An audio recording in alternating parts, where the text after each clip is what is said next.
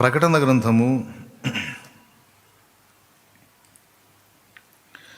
ప్రకటన గ్రంథము 3వ అధ్యాయము ప్రకటన గ్రంథము 3వ అధ్యాయము 19వ వచనం. నేను ప్రేమించు వారినందరినీ గద్దించి శిక్షించుచున్నాను గనుక నీవు ఆసక్తి కలిగి మారు మనస్సు పొందుము.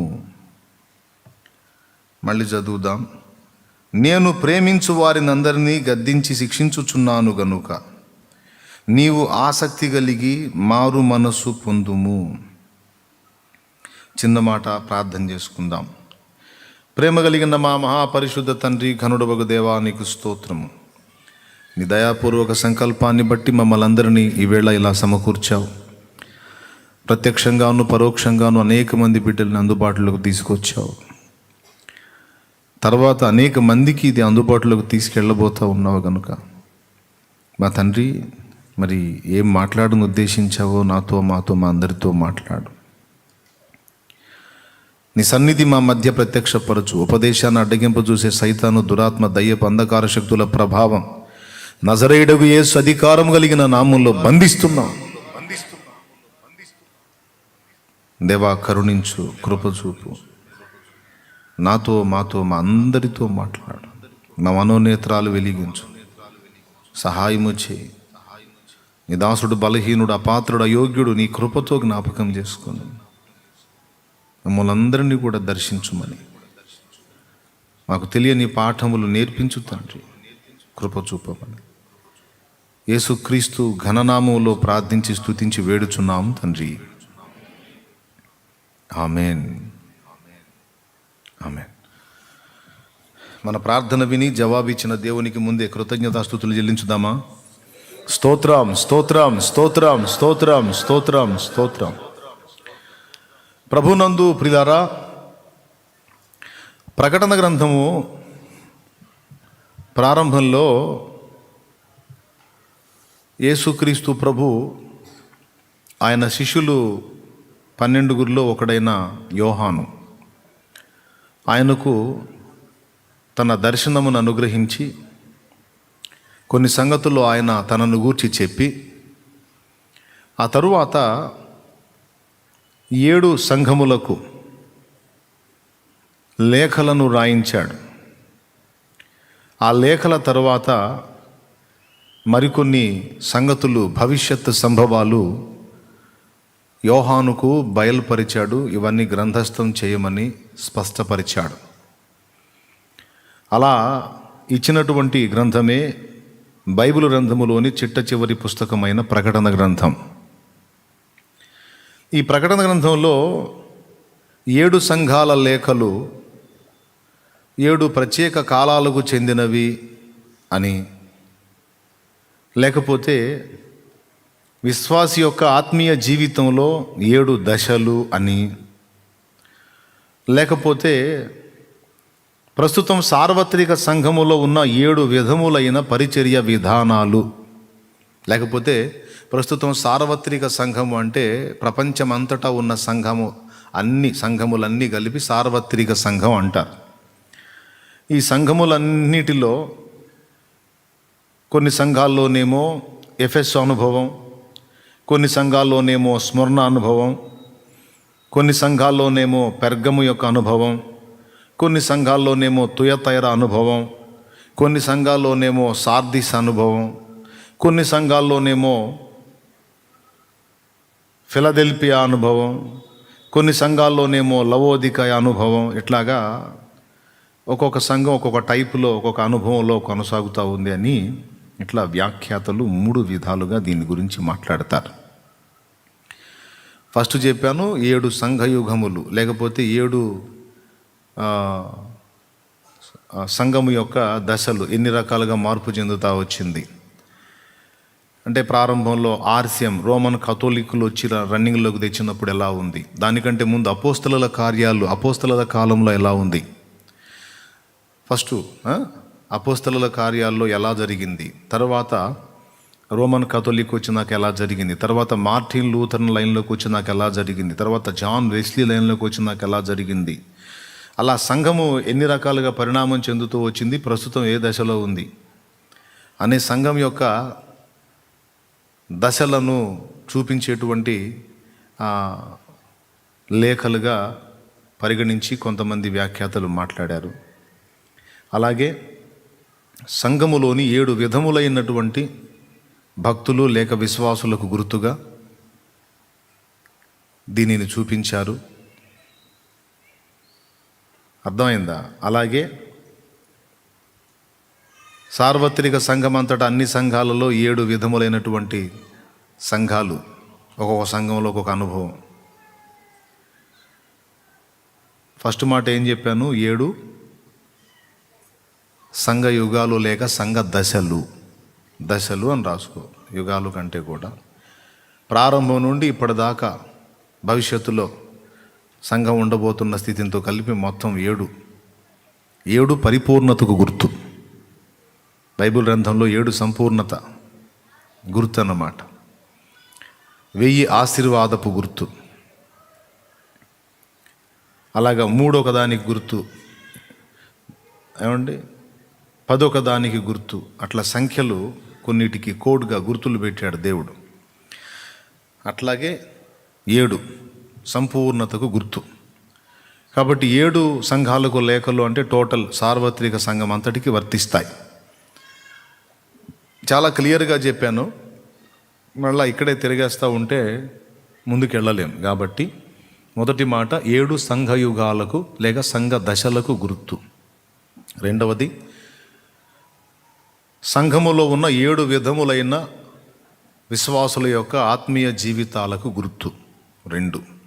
మూడవది టోటల్ ప్రపంచవ్యాప్తంగా ఉన్న అన్ని సంఘాలలో ఒక్కొక్క సంఘం ఒక్కొక్క టైపు అనుభవంలో ఈ 7 అనుభవాలు ఇక్కడ చెప్పాడు చూడు. ఈ 7 అనుభవాల్లో ఒక్కొక్క సంఘం, కొన్ని సంఘాల్లోనేమో అన్నీ బాగానే ఉన్నాయి కానీ మొదటి ప్రేమ లేదు. కొన్ని సంఘాల్లో స్మరణ అనుభవం అన్నీ బాగున్నాయి కానీ సంఘం శ్రమలలో ఉంది. కొన్ని సంఘాల్లోనేమో అన్నీ బాగున్నాయి కానీ దుర్బోధ ఉంటుంది, అంటే ఉండకూడని బోధ. ఇశ్రాయేలుకు ఉరియొడ్డుమని బాలాకునకు నేర్పిన బిలాము బోధన అనుసరించువారు నీలో ఉన్నారు అన్నాడు పెర్గములో. అలాగే తుయతైర సంఘములో తాను ప్రవక్తినని చెప్పుకొనుచున్న ఇజబేలను స్త్రీని నీవు ఉండనిచ్చుచున్నావు, అది విగ్రహములకు బలి ఇచ్చిన వాటిని తినునట్లును జారత్వము చేయునట్లును నా దాసులకు నేర్పించుచు వారిని పరచుచున్నది. ఈ సంఘము అంతా బాగున్నట్టుగానే ఉంది కానీ ఇందులో యెజబేలు బోధలు ఉన్నాయి. అంటే దేవుని వైపు నుండి లోకం వైపుకి, దుష్టుని వైపుకి మళ్ళించేటువంటి దయ్యపు బోధలు. ఇట్లాగా కొన్ని సంఘాలేమో ఇలా ఉన్నాయి, కొన్ని సంఘాలేమో మొదటి ప్రేమను కోల్పోయినాయి, కొన్ని సంఘాలేమో అన్ని ఆత్మీయతలో బాగున్నాయి, పాపం శ్రమల్లో ఉన్నాయి. విషయం ఏంటంటే అన్ని కొలతలు కరెక్ట్గా ఉన్న సంఘాలను ఎక్కువ మంది గుర్తించుకునే పరిస్థితుల్లో లేదు ఆ సంఘం. అర్థమైందా?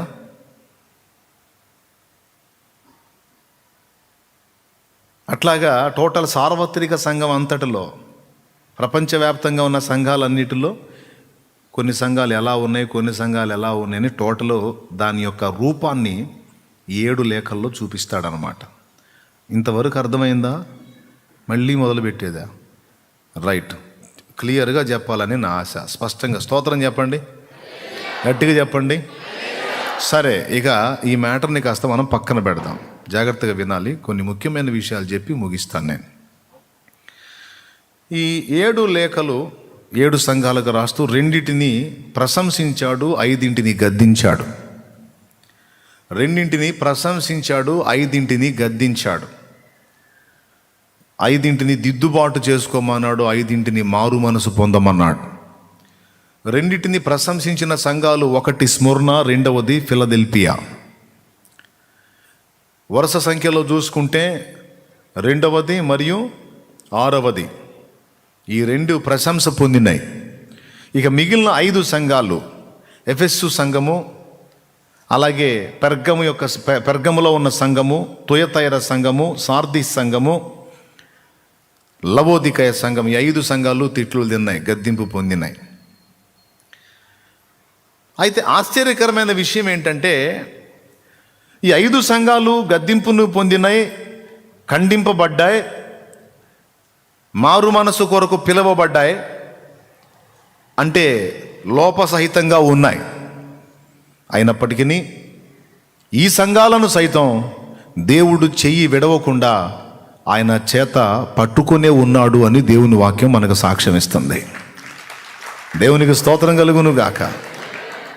సహజంగా మనుషులు ఏమనుకుంటారంటే, నేను దేవుని మార్గంలోకి వచ్చాను, అన్ని క్రమంగా ఉన్నాను, కానీ మధ్యలో నేను జారిపోయాను, కొన్ని దేవునికి నచ్చని చర్యలు నా వల్ల జరిగినాయి, ఇక నన్ను దేవుడు వదిలేస్తాడు, దేవుడు నన్ను పట్టించుకోడు, ఇంకా అయిపోయిందిలే నా బతుకు అని కొంతమంది విశ్వాసులు, కొంతమంది పరిచర్య చేసే స్థాయికి వచ్చిన వాళ్ళు, కొంతమంది సేవకులైన వాళ్లకు కూడా ఇలాంటి గిల్టీనెస్ అనేది ఒకటి ఉంటుంది. ఒక్కటి గుర్తుపెట్టుకోవాలి, యేసు ప్రభు చేతికి ఏనాడైతే నీ జీవితాన్ని నువ్వు అప్పగించావో, యేసు ప్రభువా నీవు నా రక్షకుడవు, నా ప్రభువుడవు, ఏమన్నా కానీ నాయన నీవే నన్ను దరిచేర్చగలవని నిన్ను నమ్మి నీ యందు విశ్వాసం ఉంచి నా పాత జీవితాన్ని, పాపిష్టి జీవితాన్ని అసహించుకొని పరిశుద్ధుడవైన నీతో కలిసి నడవాలని మిగుల ఆశతో ప్రయాణం మొదలు పెడుతున్నా. మారు మనసు పొంది పాపక్షమాపణ నిమిత్తమై బాప్తిస్మం పొంది నా జీవితాన్ని నీ చేతుల్లో పెడుతున్నాను నాయన అని ఒకడు, లేకపోతే ఒక సోదరి తన జీవితాన్ని ప్రభువు చేతికి ఒక్క పర్యాయం అప్పగిస్తే, ఆయన నిన్ను వదిలిపెట్టడం అనేది ఇక జరగదు. దేవునికి స్తోత్రం కలుగును గాక. హల్లెలూయా. ఎప్పుడైతే నా బ్రతుకు నీ చేతికి అప్పగిస్తున్నానని అప్పజెప్పావో, ఇక ఆయన నీతోనే నడుస్తాడు, ఇక నీతోనే ఉంటాడు, ఇక నీ మీద ఆయన పని చేయటం మొదలు పెడతాడు. ఇక ఆయనతో మనం నడిచి, మనతో ఆయన నడిచే ఈ ప్రక్రియలో కొన్నిసార్లు ఆయన అభ్యంతరపడేవి మన వల్ల జరుగుతుండొచ్చు. కొన్నిసార్లు ఆయన నొచ్చుకునేవి, ఆయన మనసు బాధ పెట్టేవి, ఆయన దుఃఖపడేవి కొన్ని మన నుండి జరుగుతుండొచ్చు. కానీ అంత మాత్రాన దేవుడు నన్ను వదిలేశాడు అనే అభిప్రాయానికి వెంటనే రాకూడదు. ఒకవేళ దేవుడు నిన్ను వదిలేశాడు అనే ఆలోచన పదే వస్తే సాతాను కూడా నిన్ను ఆ విషయంలో శోధిస్తుండొచ్చు. దేవుడు నిన్ను వదిలిపెట్టేయాలి అంటే దానికి కొన్ని లెక్కలు ఉన్నాయి. నిన్నంత తేలిగ్గా ఆయన వదలడు. ఎందుకంటే ఈ మాట పౌలు మహనీయుడు చెప్పాడు, నేను ఆయన చేతికి అప్పగించిన దానిని రాబోచున్న ఆ దినము వరకు ఆయన కాపాడుటకు సమర్థుడు అన్నాడు. దేవునికి స్తోత్రం కలుగును గాక. నేను ఏదన్నా ఆయనకు అప్పచెప్పని, నేను ఆయనకు అప్పచెప్పినది రాబోచున్న ఆ దినము వరకు ఆయన కాపాడుటకు సమర్థుడు. ఈ మాట ఎక్కడుంది? ఒక పాట కూడా పాడుకున్న దీని మీద, ఈ వచనం మీద, నేను నమ్మిన వానిని ఎరుగుదును గనుక సిగ్గుపడను, నన్ను బలపరచువాని ఎందే నేను సమస్తము చేయగలుగుతాను, నేను ఆయనకు అప్పగించిన దానిని రాబోచున్న ఆ దినం వరకు ఆయన కాపాడగల సమర్థుడు. 2 తిమోతి 1:12. 2 తిమోతి 1:12 అంట. చూడండి, ఆ హేతువు చేత ఈ శ్రమలను అనుభవించుచున్నాను గాని నేను నమ్మిన వాని ఎరుగుదును గనుక సిగ్గుపడను, నేను ఆయనకు అప్పగించిన దానిని రాబోచున్న ఆ దినము వరకు ఆయన కాపాడగలడని రూఢిగా నమ్ముకొనుచున్నాను. అది ఆ మాట రౌండ్ కొట్టేయండి. నేను నమ్మిన వానిని ఎరుగుదును, సిగ్గుపడనెన్నడు, నేను నమ్మిన వానిని ఎరుగుదును, సిగ్గుపడనెన్నడు,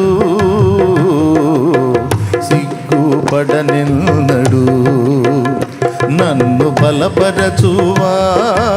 అందే సమస్తము నే చేయగలను, నన్ను బలపరచువాని అందే సమస్తము నే చేయగలను, నేను నమ్మిన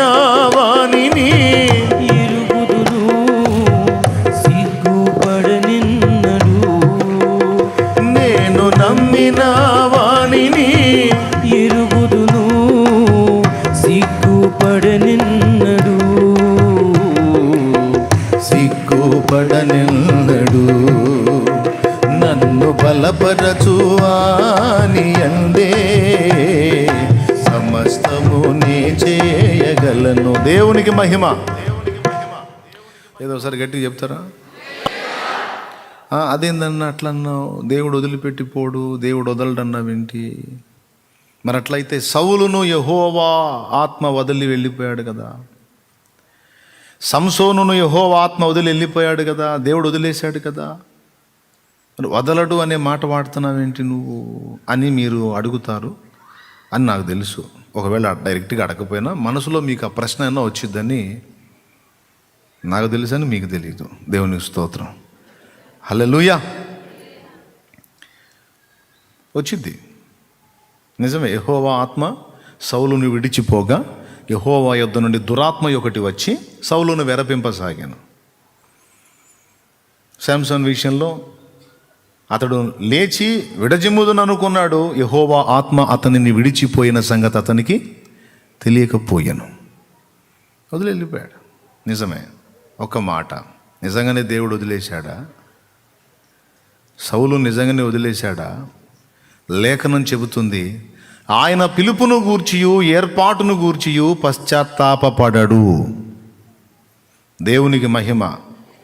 దేవుని ఏర్పాటు అసలు ఆయన మనస్సు తెలుసుకోవాలి ముందు. మనం ఆయన మనసు తెలుసుకోవాలి ముందు.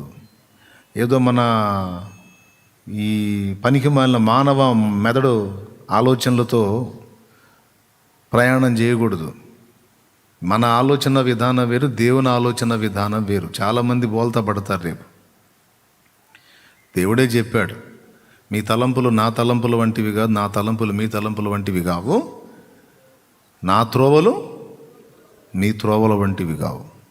భూమి కంటే ఆకాశం ఎంత ఉన్నతంగా ఉన్నదో మీకంటే నా తలంపులు అంత ఉన్నతంగా ఉంటాయి. సెట్టుగా అన్నాడు.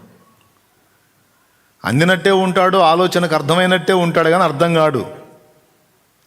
ఆయన ప్లేస్లో మనం ఉంటే భూమి మీద ఇప్పుడు సంఘాన్ని ఎప్పుడో వదిలేస్తుండే. ఒక్క విశ్వాసిని కూడా మనం దగ్గర చేరనీయం. కర్ర తీసుకొని కూర్చుంటాం, కొరడా తీసుకొని కూర్చుంటాం. ఏ ముఖం పెట్టుకుని వచ్చారో సిగ్గు చేరం లేకుండాని. దేవునికి స్తోత్రం కలుగును గాక. హల్లెలూయా. ఆయన దేవుడు. ఆయన ఆలోచన మన ఆలోచనలాగా ఉంటుందని అనుకోకూడదు. అక్కడ పెద్ద పొరపాటు. ఆయన ఆలోచన వేరు. సరే, పాయింట్కి వద్దాం. ఏమిటంటే, సౌలు విషయంలోనైనా సంసోను విషయంలోనైనా దేవుడు పశ్చాత్తాపడే పరిస్థితి ఏమి లేదు. పశ్చాత్తాపడ్డాడు రాజుగా చేసినందుకే తప్ప రక్షణ విషయంలోనూ నిత్య జీవం విషయంలోనూ పశ్చాత్తాపం లేదు. దేవునికి మహిమ. తెలుసా మీకు? అదేంది అంటే సౌలు పరదైస్లో ఉంటాడంటావా అంటే ఖచ్చితంగా ఉంటాడు. పరదైస్లో ఉన్నాడు అంతే. ఎందుకో చెప్తున్నా. సౌలు కంటే ముందు సమూయేలు నిద్రిస్తాడు. సౌలు అంటే తెలుసా? కొత్త నిబంధనలో పౌలు అనుకునేరు. పాత నిబంధనలో సౌలు ఉన్నాడండి. ఏ గోత్రీకుడు? బెన్యామీను గోత్రీకుడు సౌలు. కీషు కుమారుడైన సౌలు గురించి చెప్తున్నాను నేను. తార్సు వాడైన సౌలు గురించి కాదు. తార్సు వాడైన సౌలు కాదు, కీషు కుమారుడైన సౌలు. ఈ సౌలు ఇశ్రాయేలీయులకు మొదటి రాజు. ఈయన కాలంలో ఉన్న ప్రవక్త సమూయేలు. ఈ సౌలుకు ముందు సమూయేలే న్యాయాధిపతిగా ఉన్నాడు ఇశ్రాయేలు జనాంగానికి. ఇశ్రాయేలీయులు మా కొరకు ఒక రాజును, సర్వలోక మర్యాద చొప్పున మాకు కూడా ఒక రాజును ఏర్పరచంటే అప్పుడు దేవుడు సౌలుని ఏర్పాటు చేశాడు. తర్వాత సౌలు కొన్ని అవిధేయత కూడినటువంటి పనులు చేశాడు. దేవుడు దుఃఖపడ్డాడు, దావీదుని ఏర్పరచుకున్నాడు. దావీదు మీద తైలం పోసేశాడు సమూయేలు పోయి. తర్వాత కొన్నాళ్ళకి సమూయేలు మహిమలోకి చేర్చబడ్డాడు. తన పితరులతో కూడా నిద్రించి పాతి పెట్టబడ్డాడు సమూయేలు. సమూయేలు కన్ను మూసిన తరువాత సౌలు మీదికి ఫిలిస్తీయులు వచ్చారు. దేవుని వాక్కు సౌలుకు ప్రత్యక్షం అవటం లేదు. దర్శనం ద్వారా కానీ స్వప్నం ద్వారా కానీ ప్రవచనం మూలంగా కానీ ఎలా కూడా ఆయనకి క్లారిటీ దొరకట్ల దేవుని వాక్యం ఏంటనేది. ఫిలిస్తీయులు బలవంతులుగా ఉన్నారు, సౌలు బలహీనుడుగా ఉన్నాడు. ఏం చేయాలో అర్థం కాల. అసలు ఏం జరిగింది, ఫ్యూచర్ తెలుసుకుందాం అనుకున్నాడు. ఒకప్పుడు దేవుని చిత్తాన్ని అడిగి అడుగులు వేయడానికి నిర్లక్ష్యం చేసి, జరగాల్సినంత జరిగిన తరువాత ఇక దేవుని చిత్తం వెతకడం మొదలుపెట్టాడు. ఆ దేవుని చిత్తం వెతకడం కూడా ఎట్లా మొదలుపెట్టాడు, తానుగా దేవుని దగ్గరికి వెళ్ళి పశ్చాత్తాపడి దుఃఖపడి దేవా నాతో మాట్లాడని అట్లా అడగల. సమూయేలు చనిపోయాడు, సమూయేలు ఆత్మను పిలిపించి మాట్లాడాలి అనుకున్నాడు. మృతుల ఆత్మలను బయటకు పిలిచి వాళ్ళ ఆత్మలతో మాట్లాడించేటువంటి తంత్రం పేరు కర్ణపిశాచి తంత్రం. ఏం తంత్రం? కర్ణపిశాచి తంత్రము. ఇది ద్వితీయోపదేశ కాండము 18వ అధ్యాయము 10వ వచనం నుంచి చదివితే మీకు దొరుకుతుంది. కర్ణపిశాచి తంత్రాన్ని గురించి కొన్ని లేఖనాలు ఉన్నాయి బైబిల్లో. అంటే నిజంగా సచ్చినోళ్ళ ఆత్మలో వచ్చి మాట్లాడతారా అంటే దానికి చెప్తాను. ముందు ఈ కర్ణపిశాచి తంత్రాన్ని గురించిన విషయాలు చూడండి.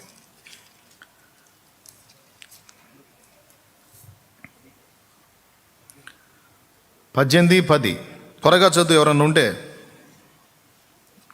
తన కుమారునైనను తన కుమార్తెనైనను అగ్నిగుండము దాటించు వానినైనను శకునము చెప్పు సోదెగానినైనను మేఘ శకునములను గాని సర్ప శకునములను గాని చెప్పువానినైనను చిల్లంగి వానినైనను మాంత్రికునినైనను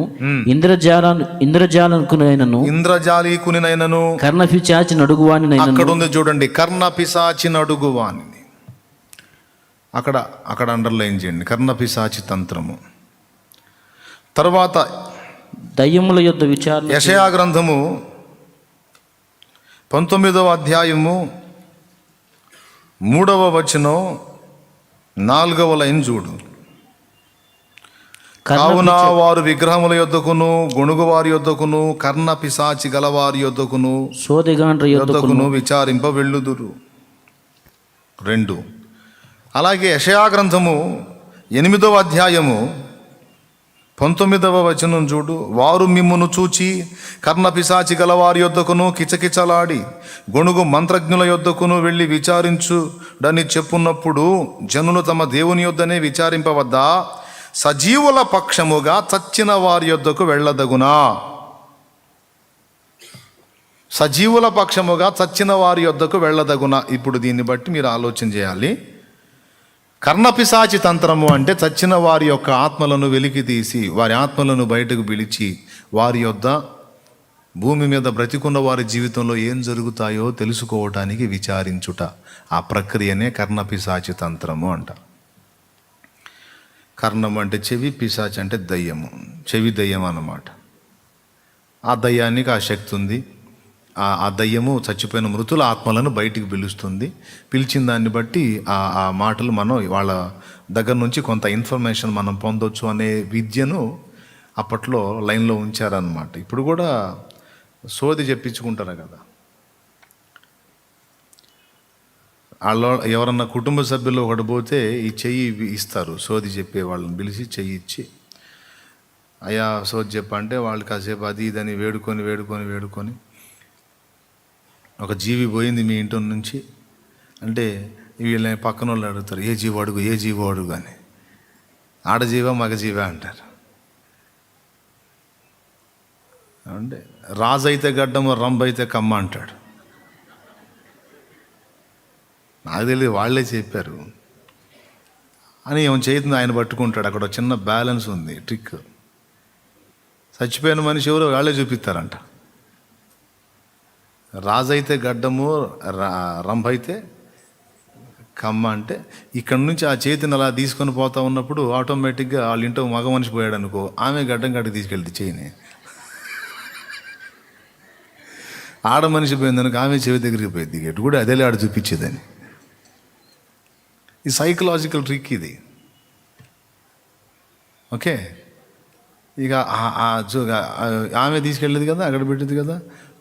కమ్మంటే అమ్మో ఆడ మనిషి అని అన్నాడు. ఇక వెంటనే ఏడుపు స్టార్ట్ అయింది.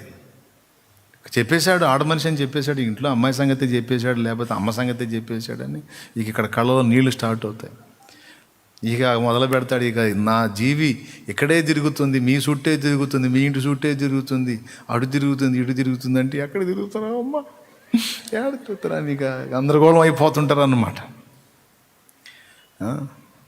మరి ఇన్ని రకాలుగా మిమ్మల్ని కాపాడినా, ఇన్నిసార్లు మిమ్మల్ని కాపాడినా ఇంకా కాపాడుతా, నాకు ఇష్టమైనది చేయాలి మీరు, నాకు అది కావాలి ఇది కావాలని ఈ సోది చెప్పేవాడి కోరికలన్నీ అందులో పెట్టి ఆమె అడిగినట్టు అడిగి శుభ్రంగా స్వాహా చేసి బుర్ర తీసుకొని జంపు.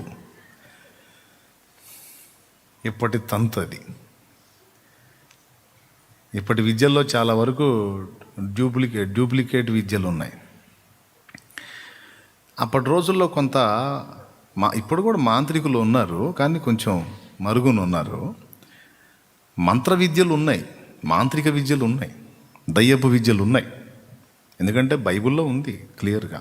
ఐగుప్తు శకునగాండ్రు చేసిన విద్యలు, మోషే చేసిన పనులు దాదాపు చాలా చేశారు వాళ్ళు కూడా. సరే, పాయింట్కి వద్దాం. ఈ కర్ణపిశాచి విద్య అనేది ఇశ్రాయేలు రాజ్యములో ఉండకూడదు. ఇది దేవుని ఆజ్ఞ. ఎవరెవరిని ఉండనీయకూడదు అని చెప్పాడో చూడండి.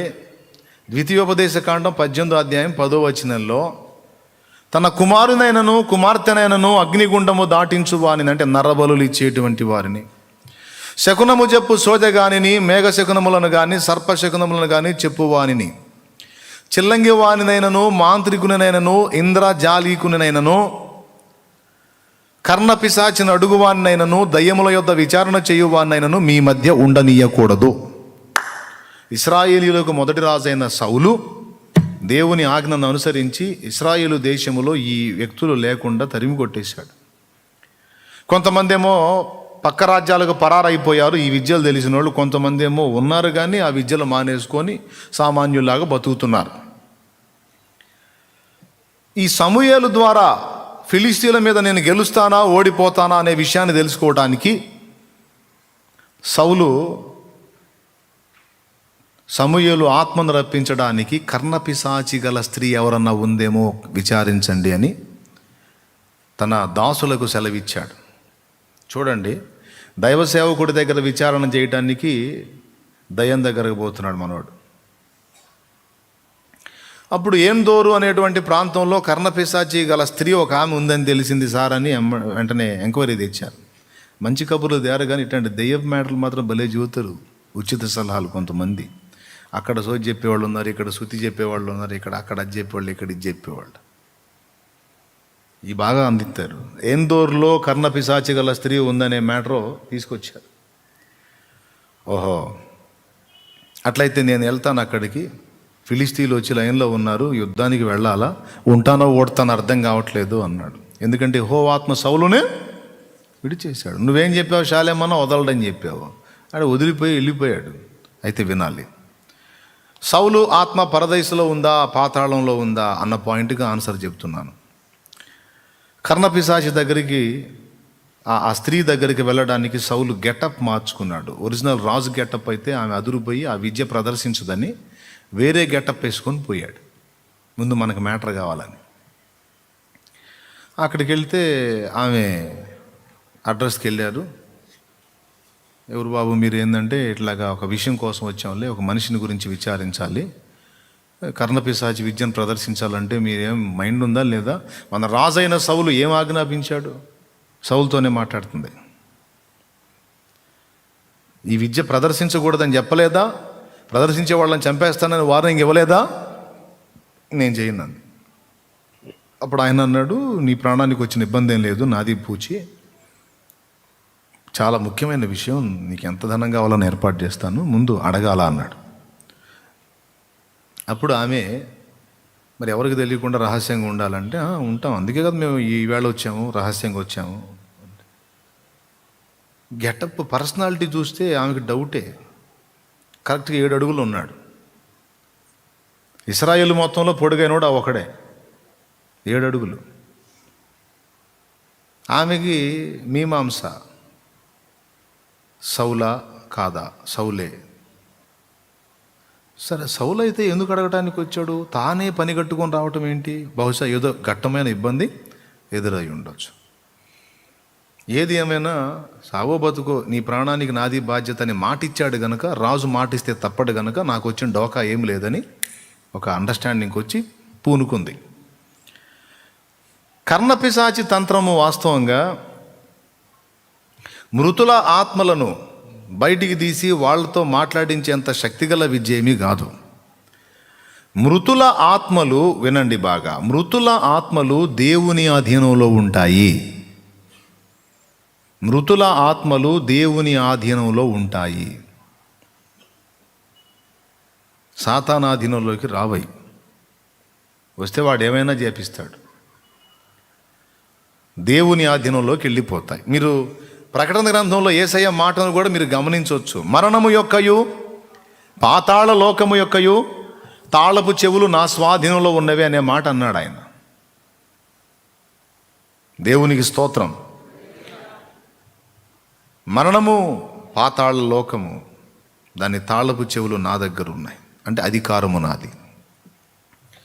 సర్వాధికారి ప్రభు కనుక ఆయన సెలవు లేక ఏ ఆత్మ కూడా బయటికి వెళ్ళడానికి వీల్లేదు. అందుకే పరదైసుకి మరో పేరు చెర అని పెట్టారు.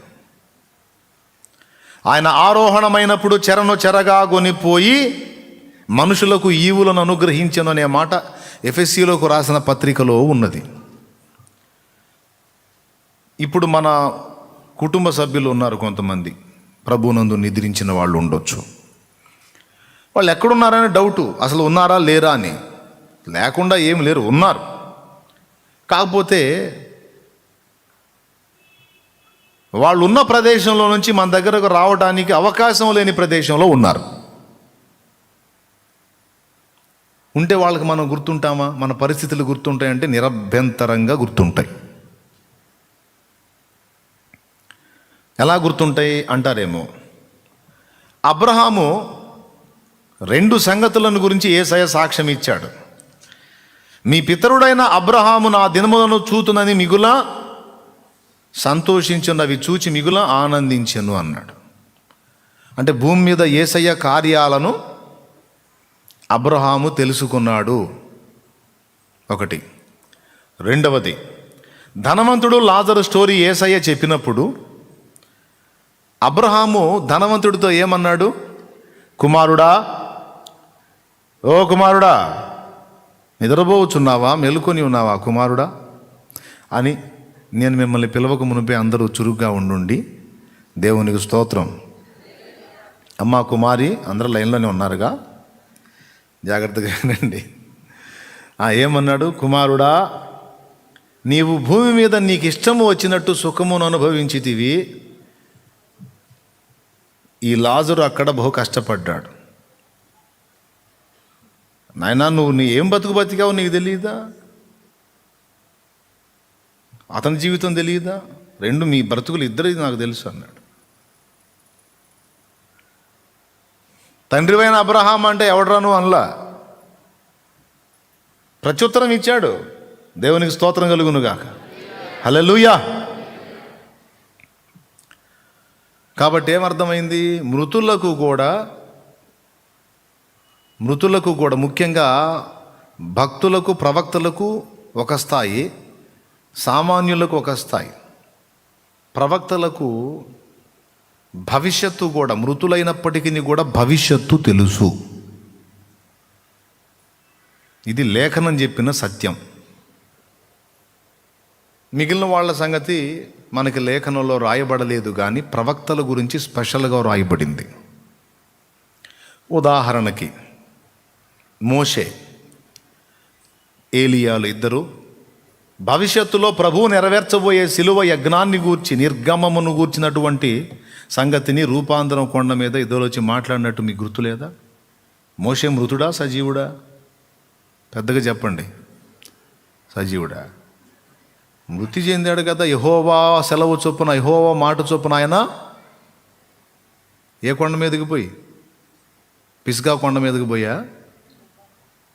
ఏ కొండ మీదకి పోయి మృతి పొందాడు? చూడండి, ద్వితీయోపదేశకాండంలో ఉంటుంది. దానికి ఇంత పరిశోధన అవసరమా? ఎటుగుడి బుధవారం వాక్య కూడికే కాబట్టి వెతకండి, రాసుకోండి తొందరగా. ద్వితీయోపదేశకాండం 34వ అధ్యాయం 1వ వచనం. కొండ పేరు పిస్గా కొండ. మరి నేను కరెక్టే చెప్పాగా, మరి నాకెళ్ళి ఎందుకు అనుమానంగా చూశారు? దేవునికి స్తోత్రం కలుగును గాక. పిచ్చుక కొండ అనుకున్నారు, పిస్గా కొండ. రైట్. నెబో శిఖరం ఎక్కాడు, కొండకు పోయి నెబో శిఖరం ఎక్కి అక్కడ యెహోవా మాట చొప్పున మృతి పొందెను. మృతి పొందిన వాడు వాగ్దాన భూమిలో నువ్వు అడుగు పెట్టడానికి వీల్లేదు అని ఆనాడు వాగ్దాన భూమికి చేరకుండానే, ఆ వాగ్దాన భూమికి అవకడనే కన్ను మూసేటట్టు చేసినటువంటి ప్రభువు తర్వాత మోషే వాగ్దాన భూమిలో అడుగు పెట్టడానికి అవకాశం ఇచ్చాడు. ఎప్పుడు? మృతి నొంది అంతటితో ఆగిపోలా. దేవుడు మోషే శరీరమును పునరుత్థానం చెందించాడు. అందుకే అతని సమాధి ఇంతవరకు ఎక్కడుందో నేటి వరకు తెలియదు అన్నాడు. అసలు సమాధి ఉంటే కదా, డెడ్ బాడీ ఉంటే కదా. డెడ్ బాడీ లేదు. ఆ శరీరమును దేవుడు తిరిగి లేపాడు. ఆ శరీరమును లేపటానికి మిఖాయేలు వచ్చినప్పుడే అపవాది మిఖాయేలుతో తర్కించాడు. అది యోధాపత్రిక చెప్తున్న సత్యం. ఎందుకు మోషేని దేవుడు లేవనెత్తాడు అంటే, ఏలియా యొక్క ఆరోహణము, మోషే యొక్క పునరుద్ధానము సంఘము యొక్క 2 విధముల పునరుద్ధానములకు ఎత్తబడటానికి గురుతులుగా వారిద్దరి జీవితంలో ఆ పరిస్థితిని అనుమతించాడు దేవుడు. మొట్టమొదటిది, ఏలియా శరీరంతోనే ఆరోహణమయ్యాడు. శరీరంతోనే అగ్ని రథములు గుర్రములు వచ్చి ఏలియాని ఎలీషాని వేరు చేస్తే యెహోవా సుడిగాలి చేత ఏలియాను ఆరోహణం చేయించాడు. ఇది కదా లేఖనం. శరీరంతోనే వెళ్ళాడు, అయితే శరీరం మార్పు నొందింది. రేపు యేసు ప్రభు యొక్క 2వ రాకడలో చాలామంది క్రైస్తవులు చావు అనే దాన్ని రుచి చూడకుండానే ఏలియా వలె ఎత్తబడతారు. దానికి ముంగురుతుగానే ఏలియా ఆరోహణం. చప్పట్లు కొట్టాలనిపించలేదా? స్తోత్రం చెప్పండి, గట్టిగా చెప్పండి. అర్థమైందా? ఇక మోషే శరీరాన్ని పునరుద్ధానం చెందించాడు అన్నాను చూడండి. క్రీస్తు 2వ రాకడకు ముందు కొంతమంది మృతులై ఉన్నారు కదా. ఇప్పుడు మనం సజీవులమై ఉంటేనేమో ఏలియాలాగా ఎత్తబడతాం, మృతులమై ఉంటేనేమో మోషే వలె మన శరీరములు మరల పునరుద్ధాన మహిమతో తిరిగి లేపబడతాయి.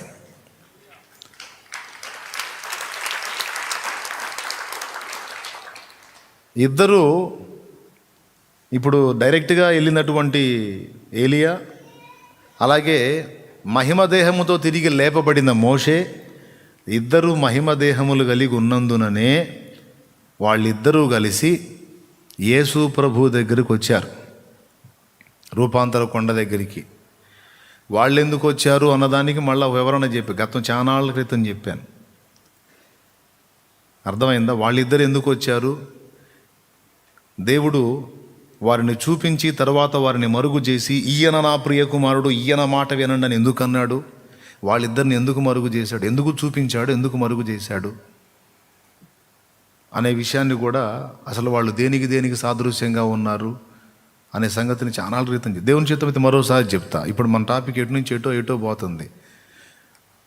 దేవునికి మహిమ. ఆయన మీరేటు పోకండి, నేను చెప్పేదాన్ని వెంటబడి రండి, మళ్ళీ నేనే బయటికి తీసుకొని వస్తాను. దేవునికి స్తోత్రం కలుగునుగా. హల్లెలూయా. నాతో ప్రయాణించండి లోపలికి, చిన్నగా నేనే మొత్తం ఆయన మళ్ళీ టచ్ చేసుకుంటూ బయటికి తీసుకొస్తాను. శరీరంతోనే ఎత్తబడేటువంటి పరిశుద్ధులకు ముంగురుతుగానేమో ఏలియా ఆరోహణం, మృతి నొంది తిరిగి పునరుద్ధాన మహిమతో లేపబడేటువంటి వ్యక్తులకు ముంగురుతుగానేమో మోషే యొక్క పునరుద్ధానం. ఓకే, ఇప్పుడు ఈ పాయింట్ అసలు ఎందుకు వచ్చింది మనకి? అసలు మోషే పునరుద్ధానం గురించి ఎందుకు?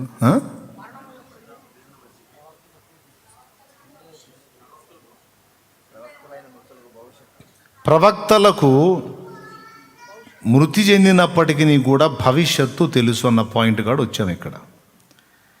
మోషే ఏలియాలో చేసి యేసయ్య దగ్గర తర్వాత భవిష్యత్తులో ఆయన నెరవేర్చబోయే శిలువ యాగాన్ని గూర్చిన సంభాషణ జరుగుతుంది అక్కడ. నిర్గమమును గూర్చి వారు మాట్లాడారు. తిరుగు ప్రయాణం, నిర్గమం అంటే తిరుగు ప్రయాణం. వచ్చాడు, కార్యం ముగించి తిరిగి ప్రయాణం అవ్వాలి. ఆ కార్యం ఏంటి, దాని గురించినటువంటి సంభాషణ.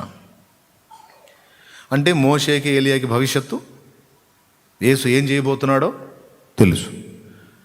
అబ్రహాముకి యేసు దినములు చూడాలని ఆశ ఉంది. భూమి మీద జరుగుతున్న యేసు దినములను కూడా చూచి ఆయన ఆనందించాడని సాక్షాత్తు యేసయ్య చెప్పాడు.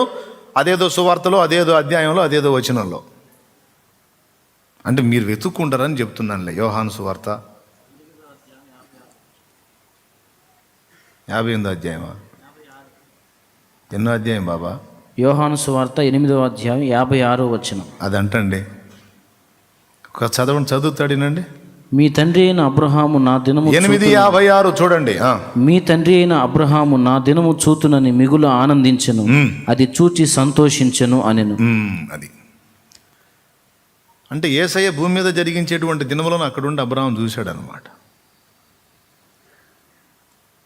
అప్పటికి అబ్రహాం ఎక్కడ ఉన్నాడు? పరదైసులో ఉన్నాడు. పరదైస్ అప్పుడు ఎక్కడ ఉంది?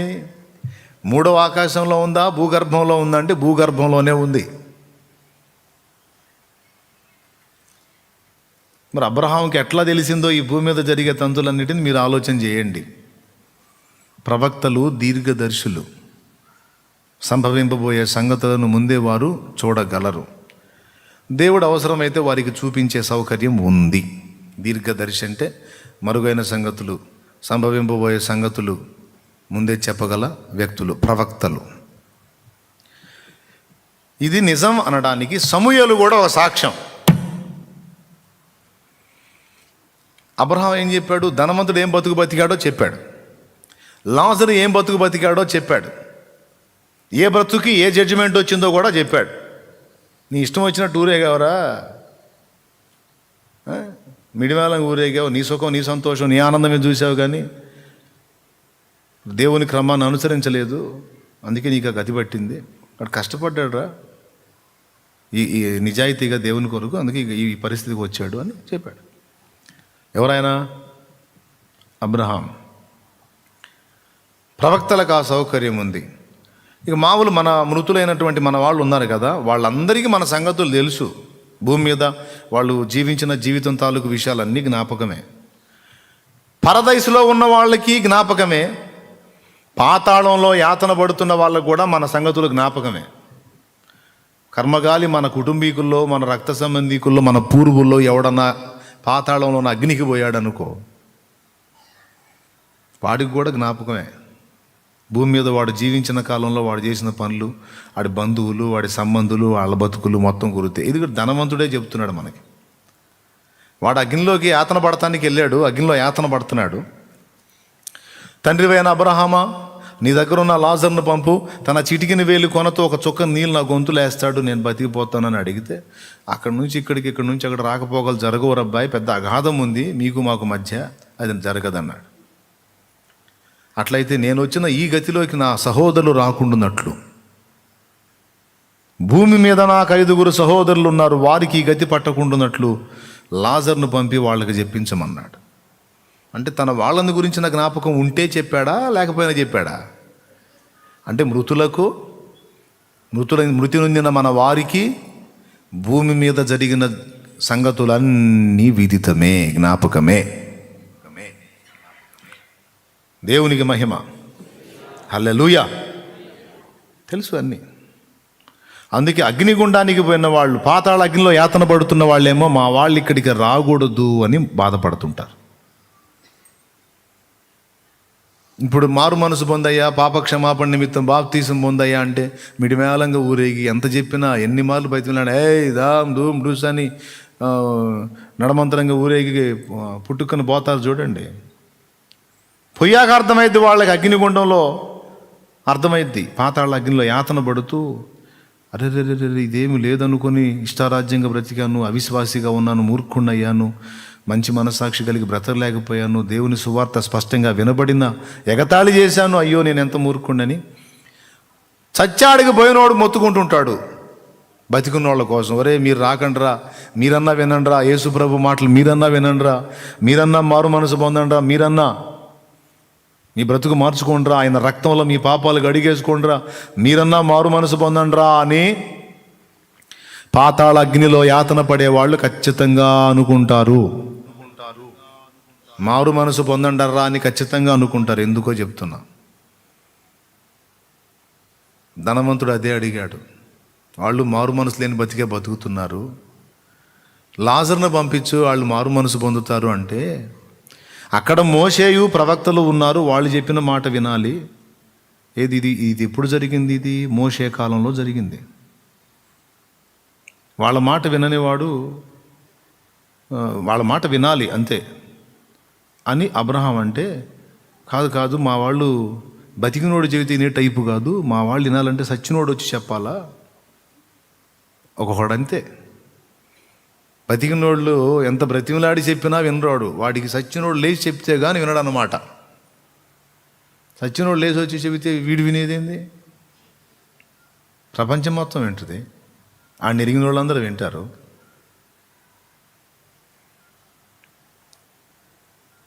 ఏమంటాడు? మృతులలో నుండి ఒకడు వెళ్ళి చెప్పిన ఎడల వారు మారు మనసు అనే మాట అక్కడ వచ్చింది.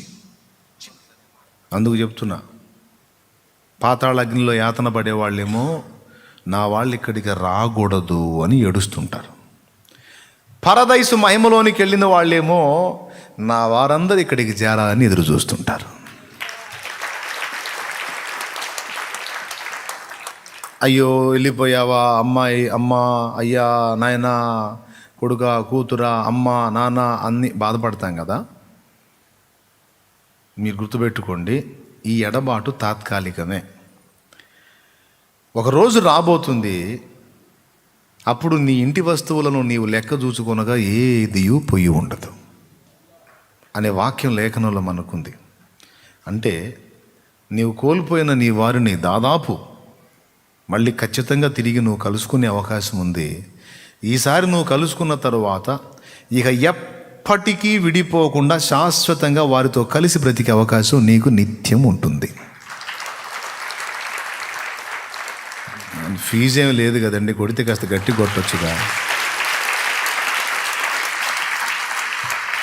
దేవునికి స్తోత్రం. ఏదన్నా 1 లక్ష రూపాయలు ఖర్చు అన్న అంటే మనం జాగ్రత్తగా పడదాం. ఫీజు ఏమి లేదుగా. ఓకే, పాయింట్కి వద్దాం. కలుసుకుంటాం మొత్తం, మళ్ళీ అందరినీ కలుసుకుంటాం, అందరితో కలిసి మనం నిత్యత్వం అంతా. ఇక అంతము లేని రాజ్యం ఇక అది, ఇక ఎప్పటికీ విడిపోం. చాలామంది ఏం తిట్టినా తిడతారు. మాయదారి దేవుడు నిన్ను తీసుకుపోయాడు, నన్నన్నా తీసుకుపోలేదు, ఇంటి పక్కన నన్ను తీసుకెళ్ళలేదు, దుర్మార్గుడు ఇంటి అనుకోడు వాడన్నా తీసుకెళ్ళలేదు, ఈయనన్నా తీసుకెళ్ళలేదు అని ఏం తిడతారు. అప్పుడు ఎవడన్నా దుర్మార్గుడు రోడ్డు మీద పోతాడు, గట్టంటూ నన్ను తీసుకెళ్ళలేదు.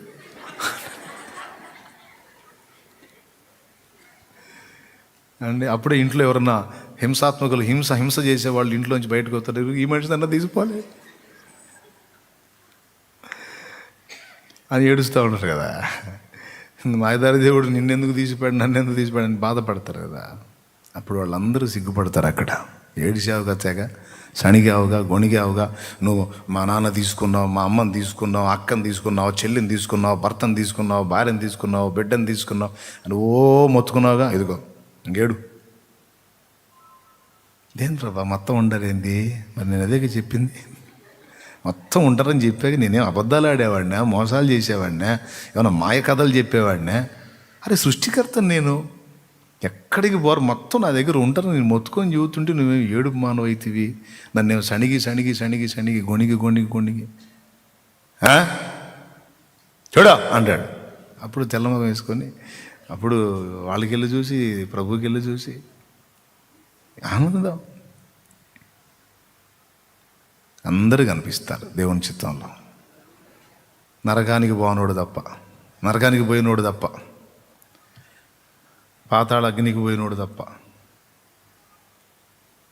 అందుకే నేను రక్షింపబడ్డానని కాదు, నీ వాళ్ళు కూడా రక్షింపబడ్డానికి చూడు. నీ వాళ్ళు కూడా రక్షణలోకి రావాలి. వాళ్ళ గురించి కూడా నువ్వు కన్నీరు గార్చి ప్రార్థన చేయాలి.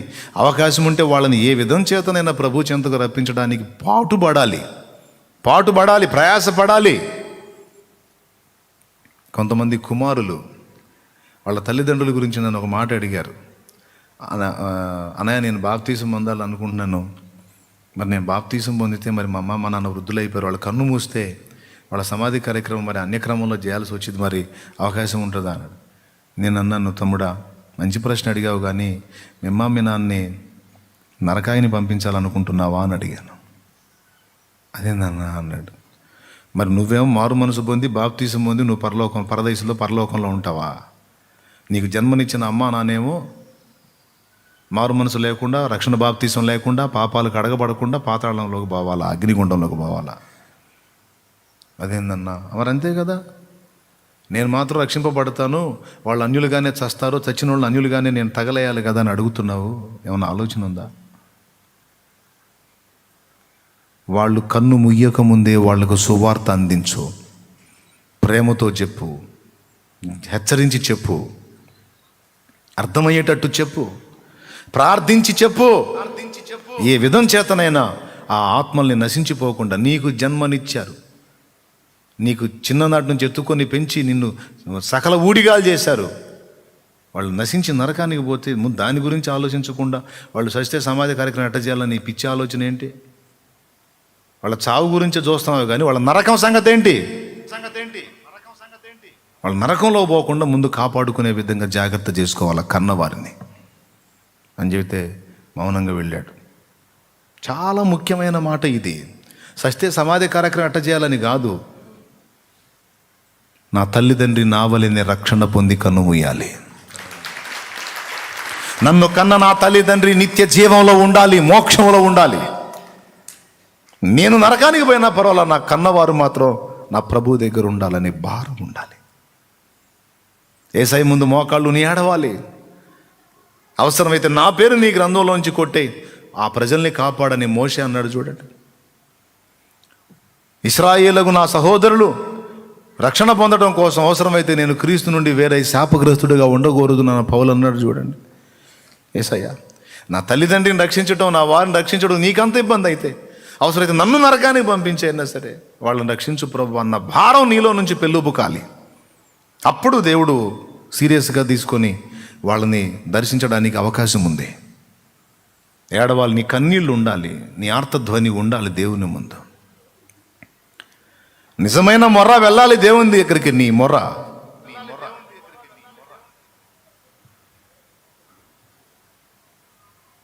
దేవునికి స్తోత్రం. మొత్తాన్ని అందుకే చెబుతున్నా, ముందే జాగ్రత్త పడండి. పిల్లల్ని రక్షణలోకి నడిపించుకోండి, కుటుంబంలోని సభ్యుల్ని రక్షణలోకి నడిపించుకోండి, పరిచయస్తులకు సువార్త చెప్పి రక్షణలోకి నడిపించుకోండి. సమాజంలో బంధువర్గంలో నీకు పరిచయస్తులకు వాళ్ళు ఏమన్నా అనుకోని ముందు దేవుని ప్రేమ చూపించు.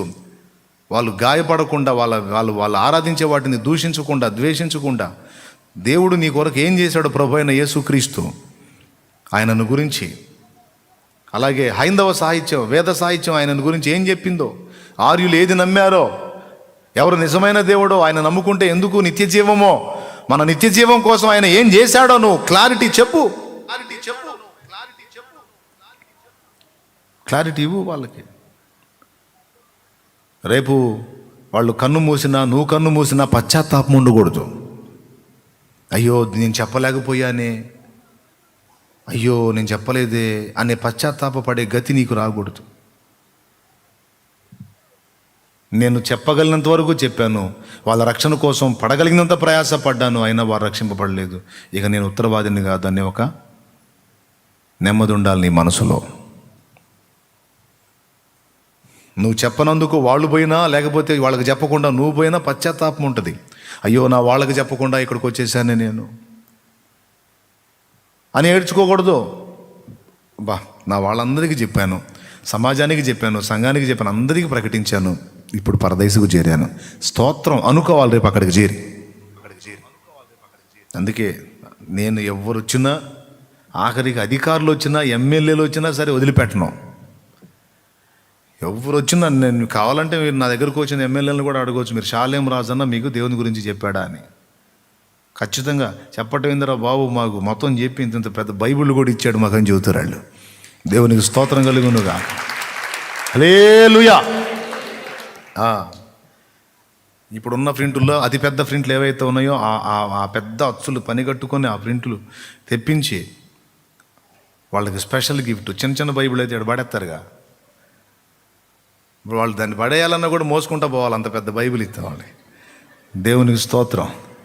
హల్లెలూయా. నా బాధ్యత, ఎవరిని వదిలిపెట్టలే, నాకు తృప్తి. అందుకే ఆ భారంలోనే, ఆ తపనలోనే ఈ ఎసిడిటీ కూడా తెచ్చుకున్నాను నేను. గ్యాస్ సమస్య ఎందుకు, టయానికి తినక ఆ చెప్పారు అందులో పడి ఏం లేదు. వాళ్ళు 3ంటికి వచ్చారనుకో, అప్పటిదాకా వేరే వాళ్ళతో మాట్లాడతాను. 3ంటికి ఎవరన్నా ముఖ్యమైన పాత్రలు వచ్చారనుకో, వాళ్ళతో మాట్లాడతాను. ఇక తిండి కాడిపోయేసరికి 5 అయింది. నేనే ఆత్మను కాదుగా, శరీరంగా అది విలపించి ఆక్రోశించి ఒరే నీకు ఇట్ట కాదు, ఇట్ట అయితే నువ్వు టయానికి తినవని దాని రూట్లో అది వచ్చింది. ఇప్పుడు టయానికి తింటున్నా కంట్రోల్ కావట్లే, అయినా టయానికి దొరకట్లేదండి. ఇప్పుడు కూడా కొంచెం కష్టంగానే ఉంది. తప్పదు, ఏమన్నా ఊడినా ఉన్నంత వరకు ప్రకటిస్తూనే ఉండాలా. శరీరం ఎంత కృంగదీసినా, ఎన్ని ఇబ్బందులైనా ఒక పక్క ఊపిరిపోతున్నా మరో పక్క ప్రకటిస్తానే పోవాలా, అంతే. అదే తీర్మానం. దేవునికే మహిమ. చెప్పండి అందరూ కలిసి ఒకసారి గట్టిగా. కాబట్టి మృతుల స్థితి అది. ఇప్పుడు సమూయేలుని నా కొరకు రప్పించమని ఆమెను అతడు అడిగాడు. ఎవరతడు? సౌలు. ఎవరిని అడిగాడు? కర్ణపిశాచిని. ఆమె మొదలుపెట్టింది ఏదో తూతిరి భాత్రి జాత్రి అనే ఏదో మంత్రాలు ఉంటాయిగా అని మొదలుపెట్టి ఏదో ఆ గోళం మొదలుపెట్టింది. మొదలుపెట్టి ఎవరిని రప్పించాలి నీ కొరకు? చచ్చిపోయినోడిని. ఎవరు చచ్చిపోయినోడు? ఎవరు అంటే సమూయేలుని రప్పించాలి నా కొరకు అన్నాడు. సమూయేలు ప్రవక్త, సమూయేలుని రప్పించమంటున్నాడంటే ఇతను అయినా సరే నీ ప్రాణానికి భయమే లేదని మాట ఇచ్చాడు కనుక నాకే అని మొదలుపెట్టింది. విషయం ఏంటంటే ఈ మాంత్రిక విద్యలను ఉపాసించే వాళ్ళందరికీ సాతాను సహకారి, దయ్యాలే వాళ్ళ హెల్పర్స్.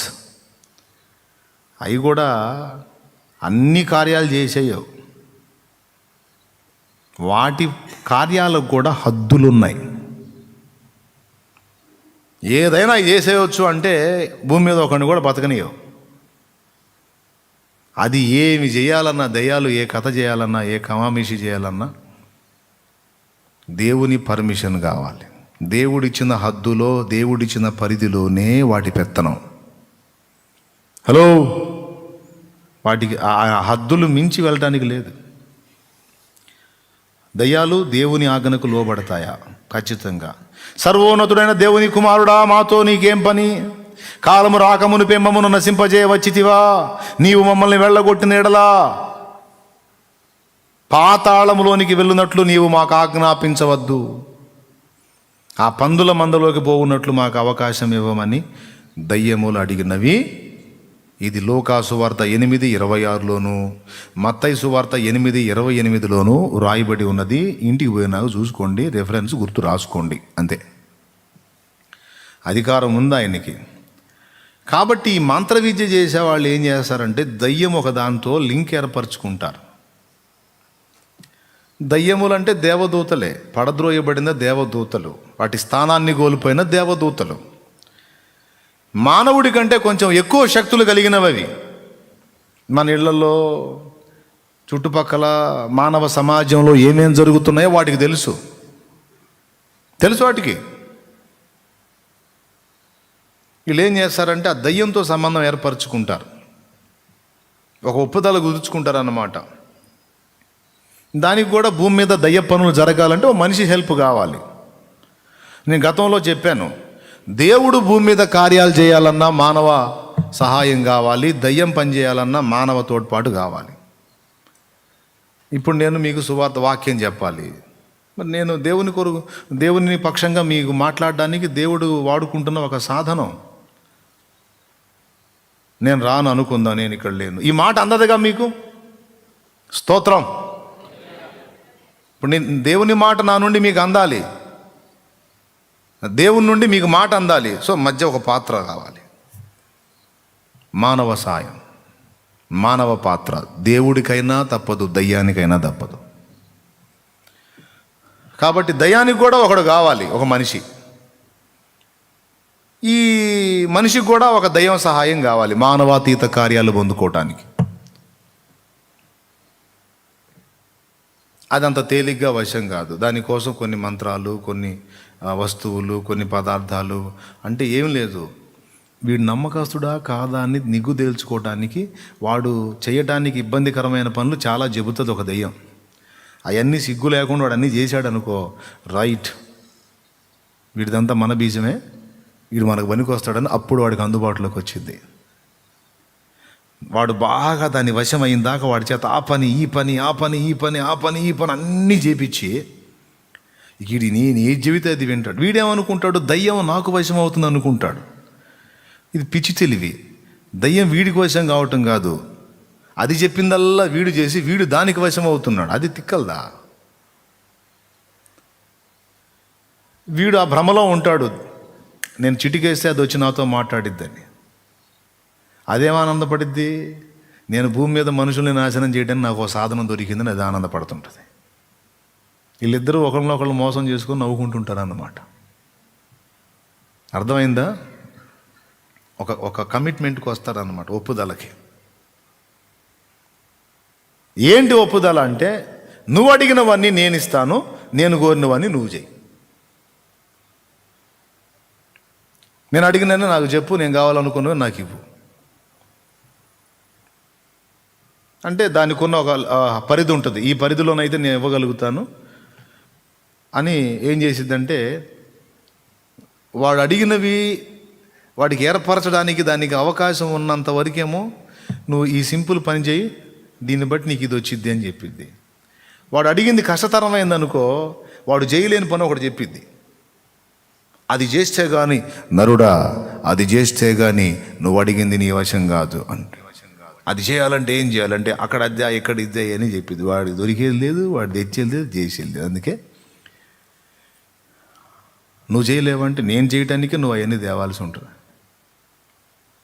అన్న నిజంగా ఇవన్నీ జరుగుతాయి, ఏదో సినిమాల్లో ఉంటాయి కదా, రియల్గా జరుగుతాయి అంటే నీకు వీడియో తీసి చూపిస్తారేంది. దేవునికి స్తోత్రం కలుగును గాక. చెప్పు గట్టిగా. అంతే, మాంత్రిక విద్యలు చేసేవాళ్ళు ఇంతే, ఘోరమైన క్రియలు చేస్తారు వాళ్ళు. మారిన మాంత్రికులు ఇచ్చిన సాక్ష్యాలను బట్టి కొన్ని, నా పూర్వులు చెప్పిన మాటలు కొన్ని, పుస్తకాల్లో చదివినవి కొన్ని, ఆత్మీయ జీవితంలో ప్రత్యక్షంగా కొన్ని అనుభవాలు చూసినవి కొన్ని, నా ప్రాక్టికల్ లైఫ్లో నేను అనుభవించినవి కొన్ని, అన్నీ కలగలిపి ఒక అనుభవానికి వచ్చి నేను చెప్తున్నా. ఇవన్నీ కహాని అనుకోకండి, అనుకుంటే నువ్వు తేడా. ఏదో కాసేపు ఏదో మిమ్మల్ని మభ్యపెట్టడానికి చెప్పడం కాదు. లేఖనము నిరర్ధకం కానిరదు కదా. మరి ఐగుప్తులో మాంత్రికులు చేశారా లేదా? మానవాతీత కార్యాలు ఎలా చేశారు? వాళ్ళే చెప్పారు. మోషే చేసేది దైవశక్తితో అని వాళ్ళు ఒప్పుకున్నారు. అంటే అప్పటిదాకా వాళ్ళు చేసిన ఎవరి శక్తితో? అప్పటిదాకా వాళ్ళు చేసిన ఎవరి శక్తితో? దయ్యపు శక్తితోనూ వాళ్ళే ఒప్పుకున్నారు. అది విషయం. కాబట్టి ఒప్పుదల అన్నమాట.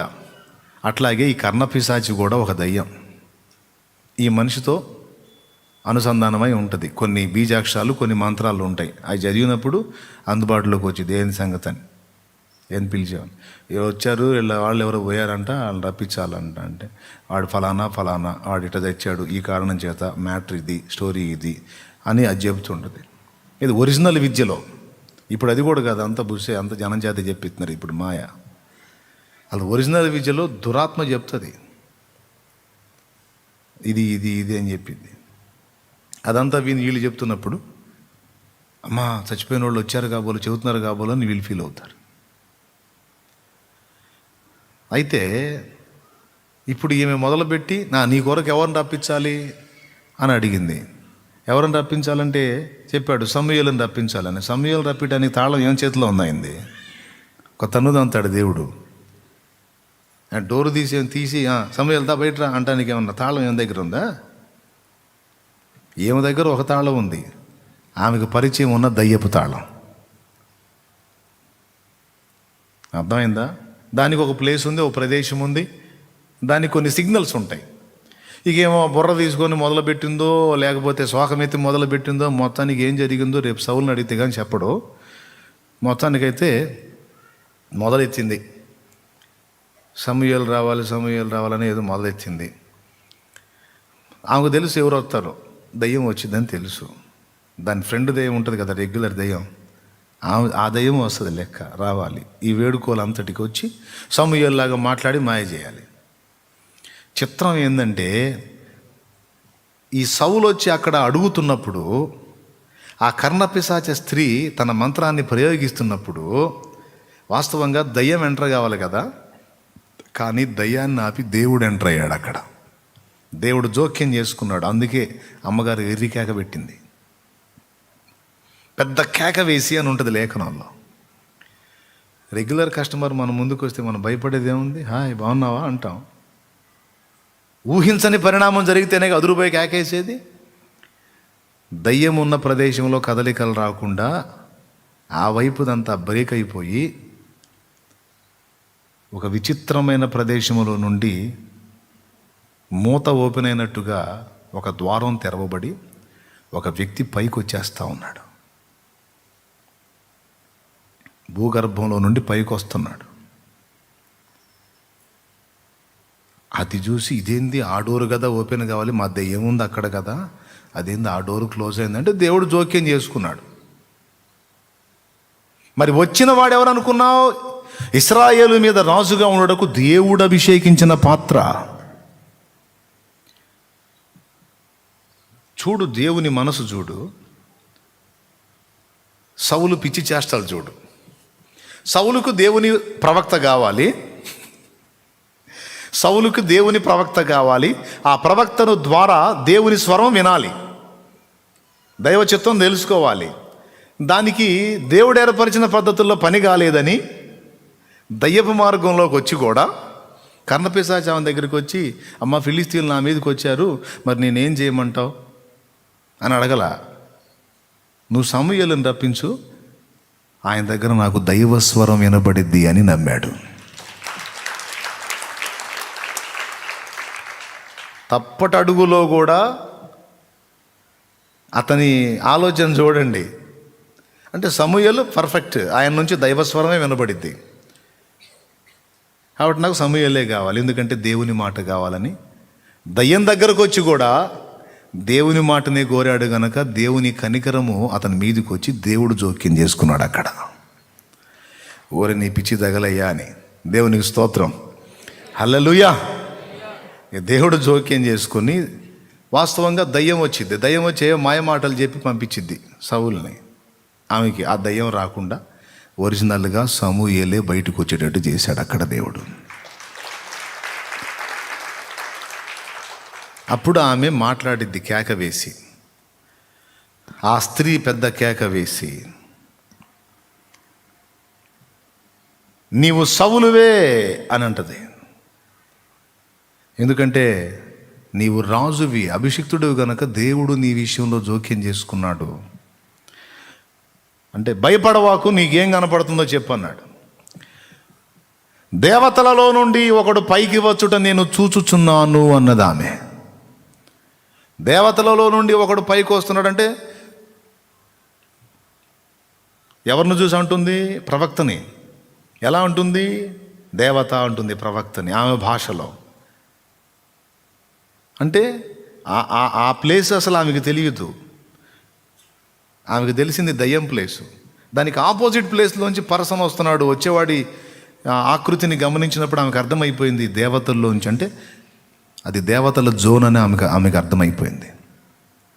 దయ్యాల జోన్లోంచి రాటల్లా, దూతల జోన్లోంచి వస్తున్నాడు, దేవతల జోన్లోంచి వస్తున్నాడు ఒకడు. అప్పుడు ఈయన అడిగాడు సౌలు, వచ్చుచున్నవాడు ఏ రూపుగా ఉన్నాడు అని అడిగాడు. ఆ లేఖనం చూస్తే భలే బాగుంటుంది, కానీ వాళ్ళు చదువుతారేమని ట్రై చేస్తున్నా కానీ చాలాసేపటి నుంచి వాళ్ళేం పట్టించు. 1 సమూయేలు గ్రంథం 28వ అధ్యాయం 11వ వచనం. ఆ స్త్రీ నీతో సమూయేలు గ్రంథము 28వ అధ్యాయం 11వ వచనం అంట. చూడండి. ఆ స్త్రీ నీతో మాట్లాడుటకై నేను ఎవరిని రప్పింపవలని అడుగగా ఈమె చేతుల్లో ఉంది. అతడు సమూయేలును రప్పింపవలెనెను. ఆ స్త్రీ సమూయేలును చూచి బిగ్గరగా కేక వేసి, నీవు సౌలువే, నీవు నన్నెందుకు మోసపుచ్చితివని సౌలుతో చెప్పగా, జస్ట్ దేవుడు పూనుకోపోతే ఏమో సౌలును మోసం చేసేది. చదువు. రాజు నీవు భయపడవద్దు, నీకు ఏమి కనబడినదని ఆమెను అడుగగా, ఆమె దేవతలలో ఒకడు భూమిలో నుండి పైకి వచ్చుట నేను చూచుచున్నానెను. అద్దుగో, దేవతలలో నుండి ఒకడు భూమిలో నుండి పైకి వచ్చుట నేను చూచుచున్నానెను. చదువు. అందుకతడు ఏ రూపముగా ఉన్నాడని దాన్ని అడిగినందుకు, అది దుప్పటి కప్పుకుని ముసలివాడొకడు పైకి వచ్చుచున్నాడనగా, సౌలు అతడు సమూయేలు అని తెలుసుకుని సాగిలపడి నమస్కారము చేసెను. దేవునికి స్తోత్రం కలుగును గాక. చూసావా, స్పష్టంగా ప్రవక్తే దుప్పటి కప్పుకున్న ముసలివాడు. ఆయన ఏజ్, ఆయన పరిచర్య దుప్పటి, గొంగళి దుప్పటి లేక దుప్పటి అంటే ప్రవక్త. రేటుకి వచ్చేసాడు. దేవుడు పూనుకున్నాడు. దయ్యం దగ్గరకు వచ్చి కూడా నా మాటనే కోరుతున్నాడు ఈ తిక్కలోడు. సరే కానీ సమూయేలు పోయి చెప్పుపో అని వచ్చాడు. సమూయేలు నన్ను పైకి రమ్మని నీవెందుకు తొందర పెట్టితివని సౌలును అడుగగా, సౌలు నేను బహు శ్రమల్లోనున్నాను, ఫిలిష్తీయులు నా మీదికి యుద్ధమునకు రాగా దేవుడు నన్ను ఎడబాసి ప్రవక్తల ద్వారానైనను స్వప్నల ద్వారానైనను నాకేమియూ సెలవీయకి ఉన్నాడు. కాబట్టి నేను చేయవలసిన దానిని నాతో తెలియజెప్పుటకై నిన్ను పిలిపించి తినను. అందుకు సమూయేలు, యెహోవా నిన్ను ఎడబాసి నీకు పగవాడు కాగా నన్ను అడుగుట వలన ప్రయోజనమేమి? యెహోవా తన మాట తన పక్షముగానే నెరవేర్చుచున్నాడు. నా ద్వారా ఆయన సెలవిచ్చి ఉన్నట్టు నీ చేతి నుండి రాజ్యమును తీసివేసి నీ పొరుగువాడైన దావీదునకు దాన్ని ఇచ్చి ఉన్నాడు. చూసావా, వచ్చినోడు సమూయేలేనా? ఇంకేమైనా డౌట్ ఉందా మీకు? సమూయేలేనా? రప్పించింది ఎవరు? కన్నపిశాచి స్త్రీయా లేదా దేవుడేనా? దేవుడే జోక్యం చేసుకున్నాడు, అనుమతించాడు, రప్పించాడు, బయటికి పంపించాడు. సమూయేలు రావడానికి అవకాశం ఇచ్చాడు, సౌలుతో మాట్లాడడానికి అవకాశం ఇచ్చాడు. ఓకే, ఆ తర్వాత సౌలు ఇప్పుడు పరదేశంలో ఉన్నాడా పాతాళంలో ఉన్నాడా అంటానికి ఆ ప్రశ్న మీద ఎత్తుకున్నాం ఈ మ్యాటర్ మొత్తం. అడిగాడుకు పోయాం, టైం అయిపోయింది. సరే వద్దాం, పాయింట్కి వద్దాం. యెహోవా నిన్ను ఎడబాసి నీకు పగవాడు కాగా నన్ను అడుగుట వలన ప్రయోజనమే? నన్ను అడగటం వల్ల ప్రయోజనమే ఉంది అబ్బాయి. యెహోవా తన మాట తన పక్షముగానే నెరవేర్చుచున్నాడు. దేవుడు తన మాట తన పక్షముననే నెరవేర్చుచున్నాడు. నా ద్వారా ఆయన సెలవిచ్చి ఉన్నట్టు నీ చేతిలో నుండి రాజ్యమును తీసివేసి నీ పొరుగువాడైన దావీదునకు దాన్ని ఇచ్చి ఉన్నాడు. యెహోవా ఆజ్ఞకు నీవు లోబడక అమాలేకుల విషయములో ఆయన తీక్ష్ణమైన కోపము నెరవేర్చకపోయినా దానిని బట్టి యెహోవా నీకు ఈవేళ ఈ ప్రకారముగా చేయుచున్నాడు. ఈ రోజు ఈ ప్రకారంగా చేస్తున్నాడా? యెహోవా నిన్ను ఇశ్రాయేలీయులను ఫిలిష్తీయుల చేతికి అప్పగించును. యెహోవా ఇశ్రాయేలీయుల దండును ఫిలిష్తీయుల చేతికి అప్పగించును. రేపు నీవును నీ కుమారులను నాతో కూడా ఉందురు అని సౌలుతో చెప్పగా. దేవునికి స్తోత్రం కలుగును గాక. ఇప్పుడు చెప్పండి, సమూయేలు పాతాళ అగ్నిలో ఉన్నాడా, పాతాళంలోనే ఉన్న పరదైసులో ఉన్నాడా? పాతాళ అగ్నిలో ఉన్నాడా, పాతాళంలోనే పరిశుద్ధుల విశ్రమ స్థానమైన పరదైసులో ఉన్నాడా? సమూయేలు ఎందుకు పోతాడు అగ్నిగుండానికి? యథార్థంగా సేవ చేసిన భక్తుడు పరదైసులోనే ఉన్నాడు. క్రీస్తు శిలువలో ప్రాణం పెట్టక మునుపు పరదైసు భూగర్భంలోనే ఉంది, పాతాళంలో. క్రీస్తు శిలువలో ప్రాణం పెట్టి అందరి పాపముల కొరకు ప్రాయశ్చిత్తార్థమైన క్రయధనము రక్తము చిందించిన తరువాత ఆయన భూగర్భంలో ఉన్న పరిశుద్ధుల దగ్గరికి వెళ్ళి ఆ భూగర్భంలో ఉన్న పరదైసుని అంటే పరిశుద్ధుల విశ్రమ స్థానాన్ని చెరగా గొనిపోయి మనుషులకు ఈవులను అనుగ్రహించి 3వ ఆకాశములో పెట్టాడు. ప్రారంభంలో పరదైసు అడ్రస్సు భూగర్భంలో పాతాళంలో, తర్వాత పరదైసు అడ్రస్సు 3వ ఆకాశంలో. దీనికి రెఫరెన్సులు ఎఫెసీ పత్రిక మరియు 2 కొరింథీ పత్రిక. 2 కొరింథీ పత్రిక 12వ అధ్యాయము 3వ వచనంలోనేమో దేవుని పరదైసులోనికి కొనిపోబడి అని 3వ ఆకాశములో ఉన్న పరదైసు అడ్రస్ ఇస్తాడన్నమాట. పౌలు కొరింథీయులకు రాసిన 2వ ఉత్తరము 12వ అధ్యాయము 3వ వచనంలో అతడు క్రీస్తునందున్న యొక్క మనుషుని నేను ఎరుగుదును, ఆ, అతడు 14 సంవత్సరము క్రిందట 3వ ఆకాశమునకు కొనిపోబడెను. ఎన్నో ఆకాశానికి 3వ ఆకాశమునకు 3వ ఆకాశం. 3వ ఆకాశంలో ఎక్కడికి పోయాడు? పరదేశం. 3వ వచనం చదువు. అట్టి మనుషుని నేను ఎరుగుదును, ఆ. అతడు పరదేశంలోనికి కొనిపోబడి. అది ఇప్పుడు పరదైస్ ఎక్కడుంది? 3వ ఆకాశంలో ఉంది. పరదైస్ అంటే పరిశుద్ధుల విశ్రమ స్థానం, పరిశుద్ధులు విశ్రమించు స్థానం అక్కడుంది. అంతకుముందు ఎక్కడుంది? యేసు శిలువలో ప్రాణం పెట్టక మునుపు ఎఫెసీ పత్రిక చూడు. 4:8. ఎఫెసీయులకు రాసిన పత్రిక 4వ అధ్యాయం 8వ వచనం. అందుచేత ఆయన ఆరోహణమైనప్పుడు చెరను చెరగా పట్టుకొని పోయి మనుషులకు ఈవులను అనుగ్రహించనని చెప్పబడి ఉన్నది. చెరను చెరగా పట్టుకొని పోయాడంట. ఒక చెర అనే ప్రదేశం ఉందట, ఆ ప్రదేశాన్ని అలాగ అమాంతం తీసుకొని పోయాడంట. చదువు. ఆరోహణమాయనగా ఆ. ఆయన భూమి యొక్క క్రింది భాగములకు దిగిననియు అర్థమిచ్చుచున్నది కదా. అద్దుగో, ఇక్కడ ఈ చెర ఎక్కడుంది? ఫస్ట్ భూమి యొక్క క్రింది భాగము. ఆరోహణం అయినప్పుడు ఎక్కడికి వెళ్ళాడు? ముందు ఆరోహణం అయినప్పుడు పైకి వెళ్ళాలా? ఫస్ట్ భూగర్భంలోనికి వెళ్ళి అక్కడున్న చెర అంటే పరిశుద్ధులను తీసుకొని ఆరోహణమై 3వ ఆకాశంలో వాళ్ళని ఉంచాడు. క్లియర్గా ఉంది కదా? ఇప్పుడు నేను చెప్పిన మ్యాటర్ మొత్తం నీకు అర్థమైందని అనుకుంటున్నాను. దేవునికి స్తోత్రం, హల్లెలూయా. ఇప్పుడు భూగర్భంలో సమూయేలు ఉన్నాడు. ఎందులో ఉన్నాడు? అగ్నిగుండంలో ఉన్నాడా? పరిశుద్ధుల విశ్రమ స్థానంలో ఉన్నాడా? భూగర్భంలోనే పరదైసు ఉంది, భూగర్భంలోనే పాతాళ అగ్ని కూడా ఉంది. అంటే అగ్ని ఉన్న ప్రదేశం ఒకటి ఉంది పాతాళంలో, పరిశుద్ధులు విశ్రమించినటువంటి విశ్రమ స్థానం ఒకటి ఉంది. ఈ 2 గాక పాతాళంలోనే అఖాతము అనే ఒక భాగం ఉంది. 3. ఈ 3 గాక 4వది పాతాళంలోనే చీకటి బిలములు అనే స్థలం ఒకటి ఉంది. అర్థమైందా? వీటన్నిటి అడ్రస్ పాతాళమే. పాతాళంలోనే చీకటి బిలాలు ఉన్నాయి, పాతాళంలోనే అడుగు తెలియని అఘాతం ఉంది. బంగాళాఖాతం అంటారు కదా, అడుగు తెలియని స్థలం.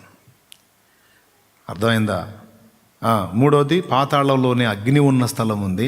4వది పాతాళంలోనే పాత నిబంధన పరిశుద్ధుల ఆత్మలు విశ్రమించిన స్థలం ఒకటి ఉంది. దాన్నే ఖాళీ చేసి తీసుకొని పోయాడు. సిలువలో ప్రాణం పెట్టి వారి పాపముల కొరకు మన పాపముల కొరకు వెలజల్లించి వాళ్ళని తీసుకొని వెళ్ళి 3వ ఆకాశంలో పెట్టాడు. ఇది స్టోరీ. ఇప్పుడు అప్పటిదాకా యేసు సిలువలో ప్రాణం పెట్టక ముందు స్టోరీ కదా, సమూయేలుదేను సౌలుది. అప్పుడు సమూయేలు ఎక్కడుండి ఉండాలి? భూగర్భంలో. భూగర్భంలో అగ్నిలో ఉన్నాడా లేకపోతే పరిశుద్ధుల విశ్రమ స్థానంలో ఉన్నాడా? ఆమా, పరిశుద్ధుల విశ్రమ స్థానంలోనే ఉన్నాడు. ఇప్పుడు ఏమన్నాడు సౌలుతో? రేపు నీవును నీ కుమారులను నాతో కూడా నుందురు అన్నాడు. దేవునికి మహిమ. నేనేమో మృతుణ్ణి, మీరేమో ఇంకా సజీవులు భూమి మీద. అయితే ఈ ఒక్కరోజు గడిచిన తర్వాత రేపేం జరిగిందో తెలుసా? నువ్వు నీతో పాటు నీ కొడుకులు కూడా హతులవుతారు, మొత్తం మృతులైపోతారు. అయ్యి నీవు నీ కుమారులు నాతో కూడా ఉంటారు అన్నాడు.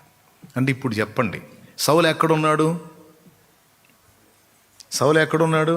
సమూయేలు దగ్గర ఉన్నాడు. సమూయేలు ఎక్కడున్నాడు? అగ్నిగుండంలో ఉన్నాడా? నరకంలో ఉన్నాడా? పరదేశంలోనే ఉన్నాడు. మరి సమూయేలు దగ్గరే సౌలు కూడా ఉన్నప్పుడు ఇప్పుడు సౌలు కూడా ఎక్కడున్నాడు? పరదేశంలోనే ఉన్నాడు. ఇప్పుడు చెప్పండి, దేవుడు సౌలుని విడిచిపెట్టేశాడా? స్తోత్రం, గట్టిగా చెప్పాలి. దేవుడు సౌలుని విడిచేశాడా? తన పిలుపు విషయంలోనూ ఏర్పాటు విషయంలోనూ ఆయన పశ్చాత్తాపపడడు. ఇప్పుడు మొదట చదివిన వచనం దగ్గరకు వస్తున్నా. 5 సంఘములలో ఒక్కొక్క సంఘములో 1 లేక 2 మరీ మనం చదివినటువంటి సంఘం లవోదికాయ సంఘంలో అయితే నీవు దరిద్రుడవు, దిక్కుమాలినవాడవు, దిగంబరుడవు అయి ఉండి నేను ధనవంతుడను, ధనవృద్ధి చేసుకొనుచున్నాను అని నువ్వు ఇట్లా మాట్లాడుతున్నావు. సిగ్గుందా లేదా నీకని మాట్లాడు. ఎన్ని తప్పులు చూపించాడో ఆ లవోదిక సంఘానికి చెప్పి ఆసక్తి కలిగి మారు మనసు పొందమని పిలుపునిచ్చాడు. సంతోషకరమైన విషయం ఏంటంటే ఎంత దరిద్రగొట్టు స్థితిలో ఉన్న లవోదికయ సంఘమును కూడా దేవుడు తన చేతబట్టే ఉన్నాడు. ఇప్పుడు మనం అసలు పాయింట్ దగ్గరకు వచ్చేసాం. దేవునికి స్తోత్రం. అసలు పాయింట్ దగ్గరికి వచ్చి అంటే మూల వచనం దగ్గరికి ఇప్పుడు వచ్చాం. ఇక్కడ నుంచి అంశం స్టార్ట్ అయింది. ఆసక్తి కలిగి మారు మనసు పొందు అన్నాడు కదా, అది కదా మూలవాక్యం. ఇక్కడ నుంచి ఇక ఆ ఆసక్తి ఏంటి, మారు మనసు ఏంటి అన్న పాయింట్ అక్కడి నుంచి అంశం స్టార్ట్ అయింది. ఈ అంశం మొదలు పెట్టడానికి ఇప్పటిదాకా చెప్పిందంతా ఉపోద్ఘాతం.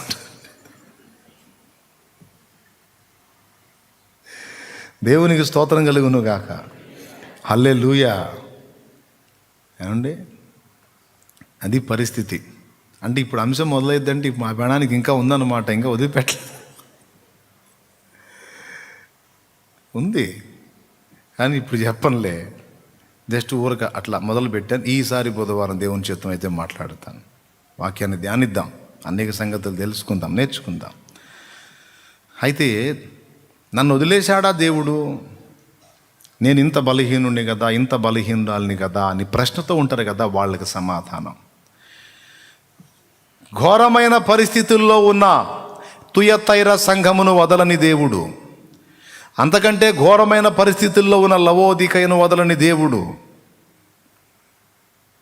పెర్గాన్ని వదలని దేవుడు, ఎఫెసును వదలని దేవుడు, సార్దీసుని జీవించుచున్నావన్న పేరే ఉంది కానీ నువ్వు సచ్చిన స్థితిలో ఉన్నావని గద్దించిన సార్దీసును వదలని దేవుడు నిన్ను వదిలాడని నువ్వు ఎందుకు అనుకుంటున్నావు? ఇది ప్రశ్న. దేవునికి మహిమ. హల్లెలూయా. వదలడుగాక వదలడు. అదేందన్నయ్య వాళ్ళని పట్టుకున్నట్టు ఎక్కడుంది అంట. చదువు ప్రకటన గ్రంథము 2వ అధ్యాయము 1వ వచనం. ఎఫెసులో ఉన్న సంఘపు దూతకు ఇలాగు వ్రాయుము, 7 నక్షత్రములు తన కుడి చేత పట్టుకొని 7 నక్షత్రములు తన కుడి చేత పట్టుకుని 7 దీపస్తంభముల మధ్య సంచరించువాడు చెప్పు సంగతులేవనగా. ఒక్కసారి నాయన ఆ 1వ అధ్యాయము చివరి వచనం చదువు నాయన. 7 నక్షత్రములు కుడి చేత పట్టుకున్నాడని ఉంది కదా, ఆ 7 నక్షత్రాలు ఎవరో చూడు. కాగా నీవు చూచిన వాటిని, ఉన్న వాటిని, వీటి వెంట కలుగుబో వాటిని అనగా నా కుడి చేతిలో నీవు చూచిన 7 నక్షత్రములను గూర్చిన మర్మమును, ఆ 7 సువర్ణ దీపస్తంభముల సంగతియు వ్రాయుము. ఆ 7 నక్షత్రములు 7 సంఘములకును, దూతలు ఆ 7 దీపస్తంభములకును. ఆ 7 దీపస్తంభములు 7 సంఘములు, ఆ 7 నక్షత్రములు 7 సంఘములకు చెందిన దూతలు. ఈ లవోదికలో ఉన్న సంఘాన్ని తిట్టాడా, దూతను తిట్టాడా? దూతనే. 7 నక్షత్రములు కుడి చేత పట్టుకున్నాడు అన్నాడు కదా, ఆ 7 నక్షత్రాలు ఎవరంటే దూతలే అన్నాడు. ఈ లెటర్స్ ఎవరికి? దూతలకే. ఆ రాసిన దూతలకి లెటర్స్లో రాసినప్పుడు అందులో ఏముంది? స్మరణ దూతనేమో పర్లేదు, బాగా కష్టపడుతున్నావు, ఇంకో 10 దినాలు శ్రమ కలిగిద్ది, ఓర్చుకో, నేను నీకు జీవ కిరీటం ఇస్తాను, మరణం వరకు నమ్మకంగా ఉండు, బాగానే కష్టపడుతున్నావు, పర్లేదు నువ్వు అని ప్రశంసించాడు. ఫిలదెల్ఫియాలో ఉన్న సంఘపు దూతను కూడా మెచ్చుకున్నాడు. పర్లేదు నువ్వు కూడా బాగానే తిప్పలు పడుతున్నావు, నా వాక్యాన్ని గైకొన్నావు, నా నామాన్ని ఎరగనం లేదు, బాగానే ఒప్పుకున్నావు, నేను కూడా నిన్ను కాపాడుతాలే అని వాళ్ళని ప్రశంసించాడు. నీకు ఎఫెస్లో ఉన్న దూతను అంటున్నాడు, నీ క్రియలు, నీ కష్టం, నీ స్నేహం, నీ భారం అంతా బాగానే ఉంది, కానీ అబ్బాయ్ దూత, మొదట నీకుండిన ప్రేమ ఇప్పుడు లేదు అబ్బాయ్, చల్లారిపోయావు, అన్నీ చేస్తున్నట్టున్నావు కానీ నాకంత అనిపించట్లేదు, ఫ్లేవర్ తగ్గింది, ప్లాస్టిక్ పూలు ఉంటాయే అట్టుందిరా నీ భక్తి, అన్నీ చేస్తున్నావు, మళ్ళీ రంపట్లు గుంపట్లు అవుతున్నావు, గందరగోళం అవుతున్నావు, తెగ చేసేస్తున్నట్టున్నావు, కానీ ప్రారంభంలో ఉన్నంత ఆ ప్రేమ, ఆ ఇష్టం అనేది ఉందే అది అయిపోయి జస్ట్ ఆచారమే మిగిలింది అన్నట్టుగా ఉంది నీ పని. కొద్దిగా మొదటి ప్రేమ కాస్త చూసుకో. అట్లా 7 సంఘాలకు చెందిన దూతలకు రాశాడంటే 7 సంఘాలకు రాసినట్టే, నీకు నాకు రాసినట్టే. దూతలను గద్దించాడు, కోపడ్డాడు, అసహించుకున్నాడు, అయినా చెయ్యి వదలలేదు. చేయి విడువడు, చేయి విడువడు, చేయి విడువాడు, నిన్ను చేయి విడువాడు. ఎవరు నన్ను చేయి విడిచిన యేసు చేయి విడువడు, ఎవరు నన్ను చేయి విడిచిన యేసు చేయి విడువడు, చేయి విడువడు, చేయి విడువడు, చేయి విడువాడు, నిన్ను చేయి విడువాడు. దేవునికి మహిమ. చేయి వదలడు, వదిలాడు అని సాతాను నీకు భ్రమ కలిగిస్తాడు. నిన్నెందుకు పట్టుకుంటాడు దేవుడు? నువ్వు అలా తేడా, నువ్వు ఇలా తేడా, నీ దగ్గర ఇన్ని తప్పులు ఉన్నాయి, నీ దగ్గర అన్ని ఒప్పులు ఉన్నాయి, నువ్వు ఇంత చెడ్డ ఇంత మంచి అని, మీ వాళ్ళు చెడ్డ, మీ ఇంట్లో అందరూ చెడ్డ, అసలు నువ్వు ప్రార్థన సరిగ్గా చేయవు, వాక్యం చదవు, నీకు పరిశుద్ధత లేదు, నోరు కాచుకోవు, నీ దృష్టి కరెక్ట్ కాదు, నీ వినికిడి కరెక్ట్ కాదు, నువ్వు అట్లా తేడాను ఇట్లా తేడాను అలా ఇలా అని వాడన్నీ వినిపించి మానసికంగా నిన్ను కృంగజేసి నీ ప్రార్థన కూడా సంతృప్తికరంగా పూర్తి నిశ్చయతతో దేవుని దగ్గరికి చేరకుండా చెడగొడతాడు. కుట్ర చూడు. దేవుడు క్షమించిన నీ లోపాలను, దేవుడు క్షమించి వదిలేసిన తప్పులను కూడా వాడు మళ్ళా గుర్తు చేస్తుంటాడు నీకు. గుర్తు చేసి పెద్ద పరిశుద్ధుల్లాగా ఎలుగెత్తి మొరపెడుతున్నావు, నీ బొంద వింటాడు దేవుడు. పెద్ద పరిశుద్ధురాలాగా ఎలుగెత్తి మొరపెడుతున్నావు, వింటాడు నీ ప్రార్థన. ఎన్ని వంకర్లు నీ దగ్గర. నువ్వు ఇంత తేడా అంత తేడా, దేవుడు నిన్ను ఎప్పుడు వదిలేశాడు. అందుకే అంతకుముందు నీకు దర్శనాలు వచ్చాయి, ఇప్పుడు వస్తున్నాయా దర్శనాలు? అంతకుముందు నీ కళలో దేవుడు కనపడి మాట్లాడేవాడు, ఇప్పుడు కనపడుతున్నాడా? అంతకుముందు దేవుని వాక్య అసలు బైబిల్ అట్లా తీయగానే దేవుడు నీతో మాట్లాడుతున్నాడా? అంతకుముందు నీకు ఇట్లా ఉండే, ఇప్పుడు ఉన్నాయా? అంటే ప్రారంభపు అనుభవంలో నువ్వు పసిబిడ్డగా ఉన్నప్పుడు, పసికందుగా ఉన్నప్పుడు, నిన్ను విడువక ఎడబాయక నిన్నే గాచుకొని పిలిస్తే పలికినట్టు అందుబాటులోకి వచ్చాడు. కొంచెం పక్వ దశలోకి వచ్చి కాస్త ఎదుగుదల మొదలుపెట్టి ఇక నువ్వు కాస్త ఫ్రీ అయ్యేసరికి దేవుడు కన్న తల్లి బిడ్డను వదిలిపెట్టినట్టుగా ఆడుకోవడానికి వదిలాడు, అంతే. అర్థమైందా? కాలేదా? పసికందుని, పురిటి కందుని తల్లి వదిలేసిద్దా? కాచుకుంటుందా? కాచుకుంటుంది అని అంత చిన్నగా ఎందుకు చెబుతుందని పెద్దగా చెప్పొచ్చుగా. మాకేడా ఇది నాలుగు లేనట్టు మాట్లాడదు. కాచుకుంటుందా లేదా? ఎప్పటిదా కాచుకుంటుంది? వాడు కుయిక్కమంటే చెప్పు, కుయిక్కమంటే వాడు ఉయ్యాల్లో బాబు ఉన్నాడు, తన పని అక్కడే కూర్చొని ఊపుతూ ఉంటుంది. వాడు అని క్యారం అన్నాడు అనుకో, లేదు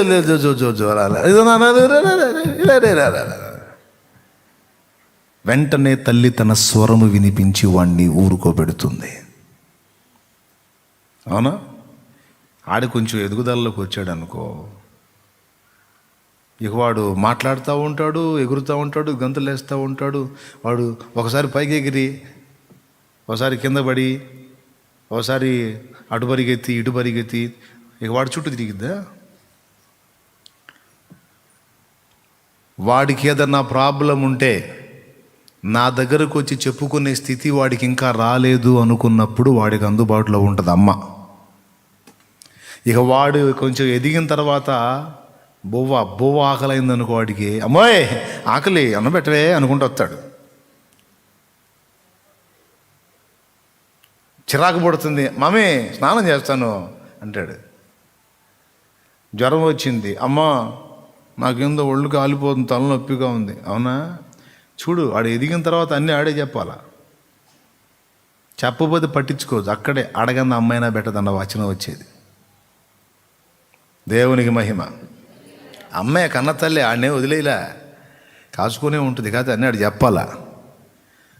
ఆ చెప్పుకునే అంతస్తుకు వాడు రాక మునుపు వాడు కేరమన్నా పలికాడు, ఇంకొకటి అన్నా పలికాడు. అది మన ఆరంభపు మెట్టు తరువాతి మెట్టులోని మార్పులకు కారణం. అర్థమైతే స్తోత్రం చెప్పు. ఇంకా ఆనందం కలిగితే చప్పట్లు కొట్టు, నేను కూడా ఆనందపడతా. దేవునికి మహిమ. హల్లెలూయా. అర్థమైందా? ఉయ్యాల్లో పసికందునను ఒక 7-8 ఏళ్ళ బిడ్డను ఈక్వల్గా చూసిద్దామా? చూడదు. 7-8 ఏళ్ళకి తేలాడు అనుకో, అమ్మా నీళ్లు తోడు అంటే చూడితే మొహం పలిపో, తోడుకపో దున్నపోతులాగా. తోడరా, నువ్వేం బుజ్జి పాపాయవా? తోడుకోబా. నేనే తోడుకోవాలి. అంతకుముందు ఓడావు అంటే అంతకుముందు చిన్నోడిరా, పద్దాకలు నీతో ఉంటానా ఏంటి? నువ్వే చేయాలి, నువ్వే అన్నీ నేర్చుకోవాలి అని వాడు తనంతటా తాను కార్యములు నెరపుకొనున్నట్లు వాడిని వదిలేసినట్టుగానే ఉంటుంది, కానీ ఒక పక్క కాచుకునే ఉంటుంది. వాడి ప్రతి శబ్దమునకు స్పందించదమ్మా.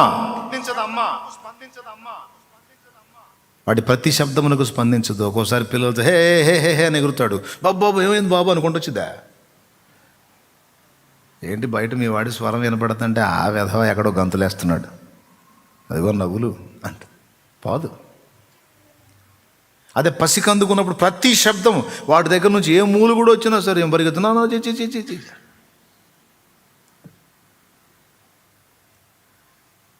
7-8 ఏళ్ల వయసు కూడా ఆడు. ఇక వాడి నుంచి వచ్చే ప్రతి శబ్దానికి స్పందించదు.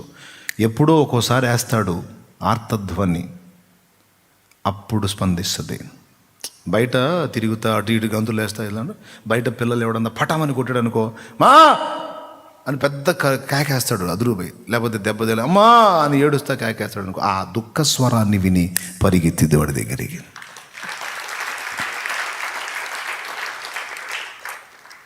పరిగెత్తిద్ది. ఎరా ఏమైంది? కింద పడ్డానమ్మా, లేకపోతే వాడు కొట్టాడమ్మా, ఇది తగిలిందమ్మా, కళ్ళు తిరిగినాయమ్మా. ఆ ఇబ్బందిలో, ఆ శ్రమలో, ఆ సమస్యలో వాడు ఆర్తితో కూడిన కేకేస్తాడు కాపాడమని. అప్పుడు అమ్మో నా బిడ్డకి ఏదో ప్రమాదం అని అప్పుడు పెట్టిద్ది దృష్టి, అప్పుడు పరిగెత్తిద్ది. ఒకవేళ వాడు పడే స్థితిలో ఉండి పట్టుకుంటుంది, ప్రమాదం నుండి వాడిని కాపాడుకుంటుంది. ఆయన మనకు అమ్మ. తల్లి ఆయనే, తండ్రి ఆయనే, తల్లి ఆయనే, తండ్రి ఆయనే. లాలించును, పాలించును, లాలించును, పాలించును. ఎవరు నన్ను చేయి విడిచినా యేసు చేయి విడువడు. ఎవరు నన్ను చెయ్యి విడిచిన యేసు చెయ్యి విడువడు, చెయ్యి విడువడు, చెయ్యి విడువడు, చెయ్యి విడువాడు, నిన్ను చెయ్యి విడువాడు. దేవునికి మహిమ. నిజమే సైతానా, ఈ మధ్య ఏందో దేవుడు నాకు అసలు దర్శనాలు చూపించట్లా. నిజమే సైతానా, నువ్వు చెప్పింది కూడా కరెక్టే. ఈ మధ్య దేవుడు దర్శనాలు స్వప్నాలు కూడా చూపించట్లా. ఏమి నాకేమీ కనపడట్లేదు, అసలు మాటల్లో కూడా ఏం మాట్లాడట్లేదు, అసలు పట్టించుకోవట్లేదు. నిజంగానే మరి నువ్వు ఫుల్ తేడా, అందుకే పట్టించుకోవట్లే. నిరాశలోకి నెట్టేస్తాడు. ఎందుకు పట్టించుకోడు? నీ ఎదుగుదలను బట్టి కొంచెం అర్థమైందా? అమ్మ టైపే. నీవు ఆరంభ దశలో ఉన్నప్పుడు దేవుడు నీకు అందినట్టు ఇప్పుడు ఎందుకు అందట్లేదనే డౌట్ చాలామందికి ఉంటుంది. ఎంతమందికి ఉందో ఒకసారి చేతులు ఎత్తండి. ఉంటే చేతులు ఎత్తండి. సిగ్గుపడతారు ఎందుకు? పెళ్లి చూపులేంది ఎత్తండి చేతులు, మరి డౌట్ ఉంటే. ప్రారంభంలో నాకు దేవుడు స్పందించినట్టు ఇప్పుడు ఎందుకు స్పందించట్లేదు నాకు డౌట్ అన్నా అంటే ఇది ఆన్సరు. నువ్వు ప్రారంభంలో ఉన్నట్టే లేవు, నువ్వు కొంత ఎదిగావు, అందుకే పర్వాలేదులే ఇదికి వస్తావని అట్లా. ముఖ్యమైన సందర్భాల్లో నీతో మాట్లాడుతూనే ఉన్నాడు ఇప్పటికి కూడా. ఇంపార్టెంట్ అన్నప్పుడు నీ ఖచ్చితంగా మాట్లాడుతూనే ఉన్నాడు. నువ్వు ఆర్తితో ధ్వని చేసినప్పుడు అమ్మా అన్నట్టు, యేసయ్యా అయ్యా నాకు అర్థం కావట్లేదు అయ్యా, నువ్వు వెలుగెత్తినప్పుడు వెంటనే నీకు అందుబాటులోకి వస్తాడు. ఇప్పుడైనా బిడ్డ చేసే ప్రతి శబ్దానికి పసికందుగా ఉన్నప్పుడు అమ్మ స్పందించినట్టు వాడు ఎదుగుదలలో స్పందించదు. ఆర్తితో ఉన్న కేక వేసినప్పుడు, ప్రమాదంలో ఉన్నప్పుడు, దుఃఖంతో ఉన్నప్పుడు వేసిన కేకలోనే అమ్మ స్పందిస్తుంది. అంతేకాదు ఎదిగిన బిడ్డ దగ్గర పొద్దస్తమానం వాడి చుట్టే తిరగదు. ఎక్కడ ఆమె తోడు అవసరమో అక్కడ ఎంటర్ అయింది. ఫర్ ఎగ్జాంపుల్ హైవే రోడ్డు దాటి అవతలికి స్కూల్కి వెళ్ళాలి, వాడు బ్యాగ్ తగిలించుకుంటాడు, షూస్ వేసుకుంటాడు, అంతా రెడీ అయిపోతాడు. మమ్మీ నేను వెళ్తాలే మమ్మీ, లేట్ అవుతుంది అంతా ఒకతో నాకు, నేను రోజు దాటే రోడ్డేగా మమ్మీ, నేను దాటుతామంటే ఏంట్రా దాటేది ఒక తంతా నేను వస్తాను, నాకు నువ్వు లేట్ చేస్తావు మమ్మీ. అరే ఉండరా, ఎక్కడ నీకు తోడు అవసరమో అక్కడ ఎంటర్ అవుతుంది అమ్మ. అక్కడ హైవేలో లారీలు, బస్సులు, వెహికల్స్ అన్నీ అటు ఇటు తిరుగుతూ ఉంటాయి. చూసి చేయబట్టుకొని ప్రమాదం ఉన్న చోటేమో క్షేమకరంగా దాటించడానికి తోడే ఉంటుంది. మళ్ళీ నువ్వు సాయంత్రానికి రెడీ వచ్చేటప్పుడు మళ్ళీ అది రోడ్డు దాటాన్ని నీ దగ్గరకు వచ్చి ఉంటుంది, తెచ్చిద్ది. ఇంటికాడికి వచ్చినాక ఇది ప్రమాదం లేని స్థలం ఉన్నప్పుడు వదిలేసిద్ది. దేవుడు నన్ను నేను సరిగా పట్టించుకోవట్లేదు అంటే అంత ప్రమాదంలో నువ్వు లేవని అర్థం. నువ్వేదో ఊహించుకుంటున్నావు, ఏదో అయిపోతుంది, ఏదో గందరగోళం అయిపోతుందని అనుకుంటున్నావు, కానీ తమరి తలకాయ అదేం లేదని ఆయన చెప్తున్నాడు. దేవునికి స్తోత్రం. అర్థం, డేంజర్ అన్నప్పుడు ఇక డౌట్ లేదు, నీ పక్కనే ఉంటాడు. అగ్నిగుండములో లేక మునుపు వాళ్ళు ప్రమాదంలో లేరు, షడ్రకు, మేషకు, అబేద్నెగోలు. అందుకే అక్కడ వాళ్ళ పక్కన కనపడలా. ఎప్పుడైతే అగ్నిగుండం అనే ప్రమాదంలోకి ఎంటర్ అయ్యారో అప్పుడు ప్రత్యక్షమయ్యాడు. చూడు, ఓకే. అది అమ్మని ఎందుకు చూపించాడు అనుకున్నా? మనకి అమ్మని ఊరకు వాడుకోవటం కాదు, అమ్మ అసలు ఏ టైంలో ఎలా స్పందిస్తుందో అబ్జర్వ్ చేయాలి. ఎందుకో తెలుసా, తాను ఎలాగుంటాడో మనకు అర్థం కావటానికే ఈ బంధాలు జోడించాడండి దేవుడు. ఒక తండ్రి నీ విషయం ఎలా స్పందిస్తాడో, తల్లి ఎలా స్పందిస్తుందో, ఒక అన్న ఎలా స్పందిస్తాడో, ఒక భర్త ఎలా స్పందిస్తాడో, ఒక యజమానుడు ఎలా ఇవన్నీ నీకు దేవునిలో ఉన్నాయి. అర్థం కావటానికి ఈ బంధాలు పెట్టి మన గ్రహింపులోకి తీసుకొస్తున్నాడు ఆయన. అమ్మ దగ్గరే బోల్డంత సబ్జెక్ట్ ఉంది చూడండి. మనకేమో అమ్మ అంటే మా చిరాకు, ఆమె ఏదైనా చెప్ప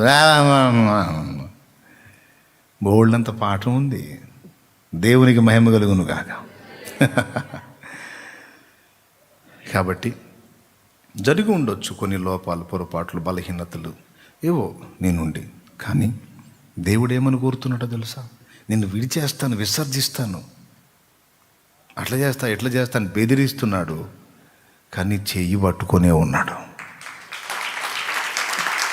బ్రతిమాలుతున్నాడు. ఏమనో తెలుసా? ఆసక్తి కలిగి మారు మనసు పొందురా, మారు మనసు పొందమ్మా. ఎందుకయ్యా నాతో నీకు వసంతం? వదిలే, నీకు సిగ్గులేదురా, నువ్వు వదిలేయమంటావు. నేను నీ తండ్రిని ఎట్లా వదులుతాను, నీ తల్లిని. కొంతమంది పిల్లలు తల్లి దగ్గరికి వచ్చి అసలు నా గురించి నీకెందుకు మా మీ టెన్షన్, వదిలే అంటాడు. ఏంద్ర వదిలేసేది? వదిలేసాయి నువ్వు, నా గురించి ఎందుకు మా నీకు ఆలోచన? ఎందుకు నువ్వు ఇట్లా అయిపోయావు? ఎందుకు దిగులు పడ్డావు? ఎందుకు సన్నబడిపోయావు? తిను, మాకేం మేము బాగానే ఉన్నాం, మా గురించి ఎందుకు ఆలోచన అంటే ఏమంటుంది? మౌనంగా చూస్తుంది. ఎందుకు ఆలోచన అంటే మెంటల్ది. ఎందుకు ఆలోచన ఏంది? కన్నందుకు. దేవునికి స్తోత్రం కలుగును గాక. పెంచి పెద్ద చేసినందుకు, నవమాసాలు మోసినందుకు, రక్తం పంచినందుకు. ఎందుకేంటి నా గురించి నీకు టెన్షన్ అంటుంది? పిల్లలేమి ఈ మాట అడుగుతుంటారు, నా గురించి నీకెందుకు టెన్షన్, ఎందుకు టెన్షన్? అన్ని ఆమెగాకి ఎవరికి ఉంటుంది? ఇది ఈరోజు కొత్తగా వచ్చింది కాదు, నిన్ను కన్ననాటి నుంచి నీ గురించి టెన్షన్ పడతానే ఉంది. ఆ పరంపర నువ్వు దున్నపోతులాగా అంత ఎత్తు అయినా కూడా కొనసాగుతానే ఉంది. దేవునికి స్తోత్రం, హల్లెలూయా. ఈరోజు ఏదో కొత్తగా తెచ్చుకొని టెన్షన్ పడటం కాదు, ప్రారంభము నుండి నీ గురించి చింత ఉంది. ఈ తల్లికి ఎలాగో ఆ ప్రభువుకి అలాగే.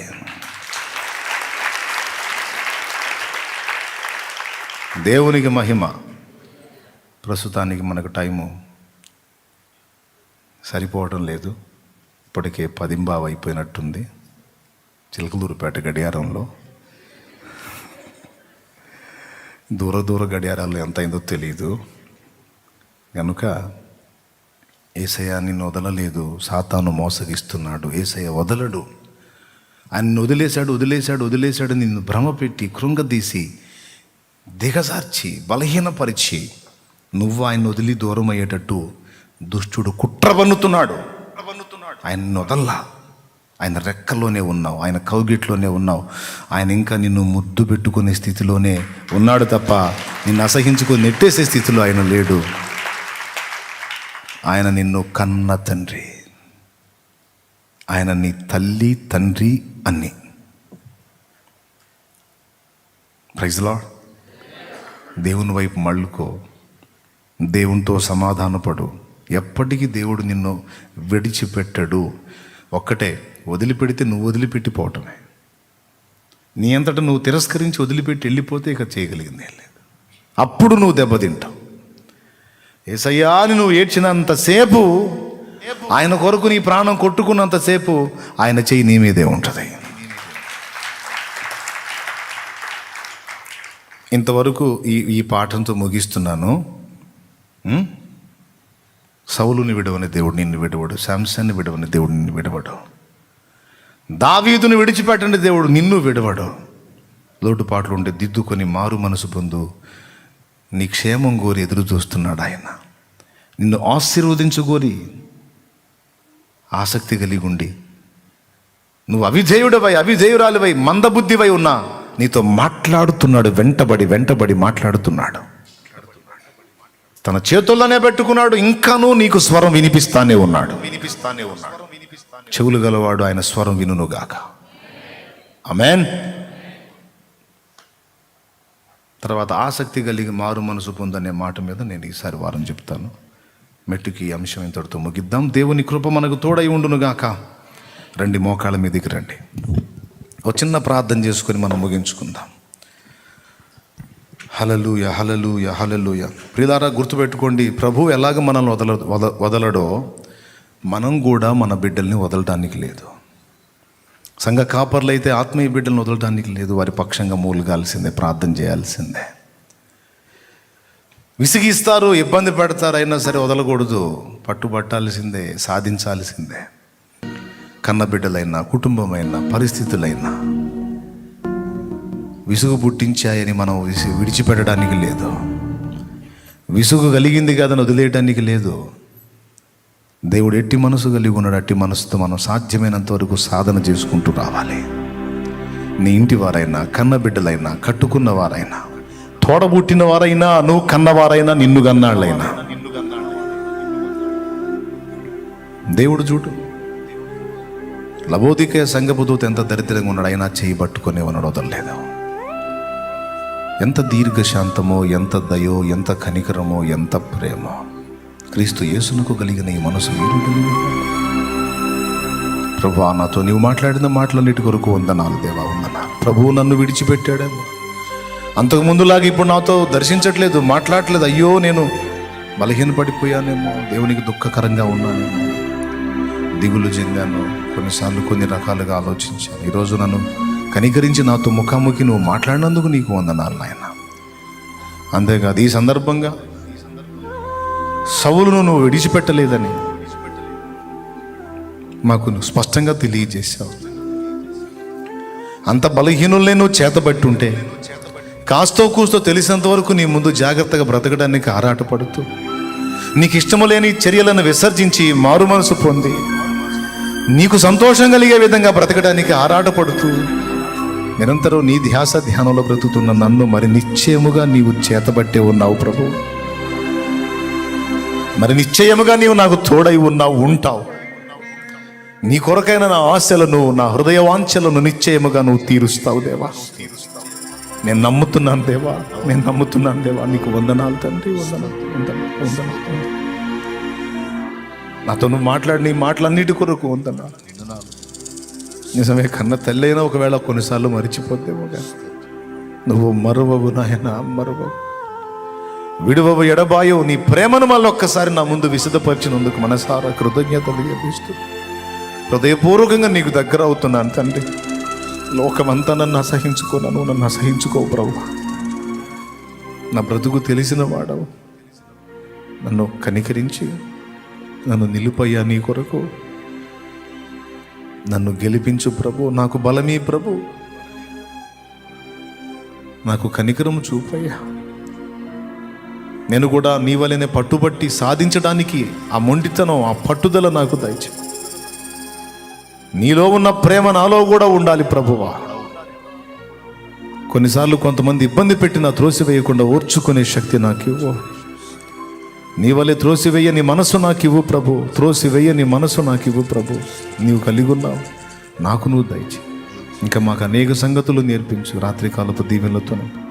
లైవ్ ద్వారా ఇక్కడ నా ముందు ఉన్న బిడ్డలందరూ ఎవరెవరు ఎన్ని రకాల శ్రమల్లో, సమస్యల్లో, బాధల్లో, వేదనల్లో నలుగుతూ అసలు దేవుడు నా మనవి వింటున్నాడా, దేవుడు నన్ను చూస్తున్నాడా అని ప్రశ్న వేసుకుంటున్న స్థితిలో ఎవరున్నారో యేసయ్య వారి పక్షంగా ప్రార్థన చేస్తున్నా. ఈరోజు మాట్లాడాలి. ప్రారంభంలో నేను స్పందించినట్టు ఇప్పుడు ఎందుకు స్పందించట్లేదన్న నీ ప్రశ్నకు జవాబు ఇదే అని. నువ్వు అంత ప్రమాదకర స్థితిలో నువ్వు ఎదిగున్నావు. అవసరమైనప్పుడు నిశ్చయముగా నేను స్పందించి నీ పక్షంగా కార్యం చేస్తాను. నిబ్బరము కలిగి ధైర్యముగా నుండి నేను నీకు తోడై ఉన్నానని ఈరోజు నువ్వు మాట్లాడుతున్న మాటల కొరకు కృతజ్ఞతలు వందనాలు దేవా. నీ కొరకు బలమైన కార్యాలకు పూనుకొని మేమందరము సఫలులమగునట్లు మమ్మల్ని ఆశీర్వదించు. నీ సత్యవాక్యమును మాకు ఇంకనూ నేర్పించు. లోతైన సంగతులు, మరుగై ఉన్న మన్నా మాకు భుజింపని. మాకు ఇంకా అనేక సంగతులు తెలుసుకోవాలన్న మిగులు ఆశ ఉంది నీ గ్రంథములో. బహిర్గతము చేయకండి. నీ దాసుని వాడుకో. ప్రమాణ వాక్యమును మాకు అందించున్నాయి. అరుణోదయ దర్శనము మేము పొందినట్లు ప్రమాణ వాక్యము మాకు అనుగ్రహించి ఆశీర్వదించు.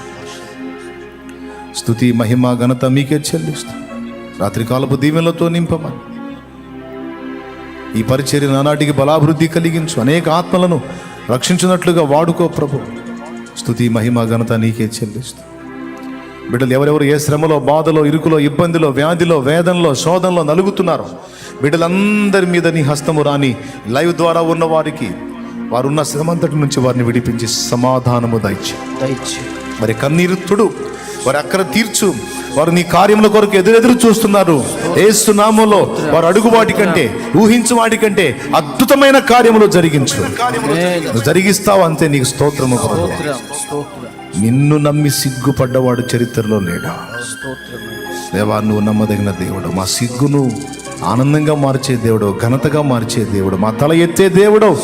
నీకు కృతజ్ఞతలు చెల్లిస్తూ చిన్నలు, పెద్దలు, వృద్ధులు, స్త్రీలు, పురుషులు, యవనులు, పసిబిడ్డలతో సహా నీ చేతికి అప్పగిస్తూ తిరుగు ప్రయాణం వెళ్ళనై ఉండగా బిడ్డలని క్షేమంగా గృహాలకు చేర్చమని, ఏ ఒక్కరు ఏ కీడులో పడకుండా బిడ్డలందరూ నీ కాపుదల్లో ఉంచమని స్తుతి, మహిమ, ఘనత నీకే చెల్లిస్తూ యేసుక్రీస్తు అతిశయోక్తి కలిగిన నామంలో ప్రార్థించి ఈ మనోలన్నిటికి జవాబులు పొందామని నమ్ముచున్నాం తండ్రి.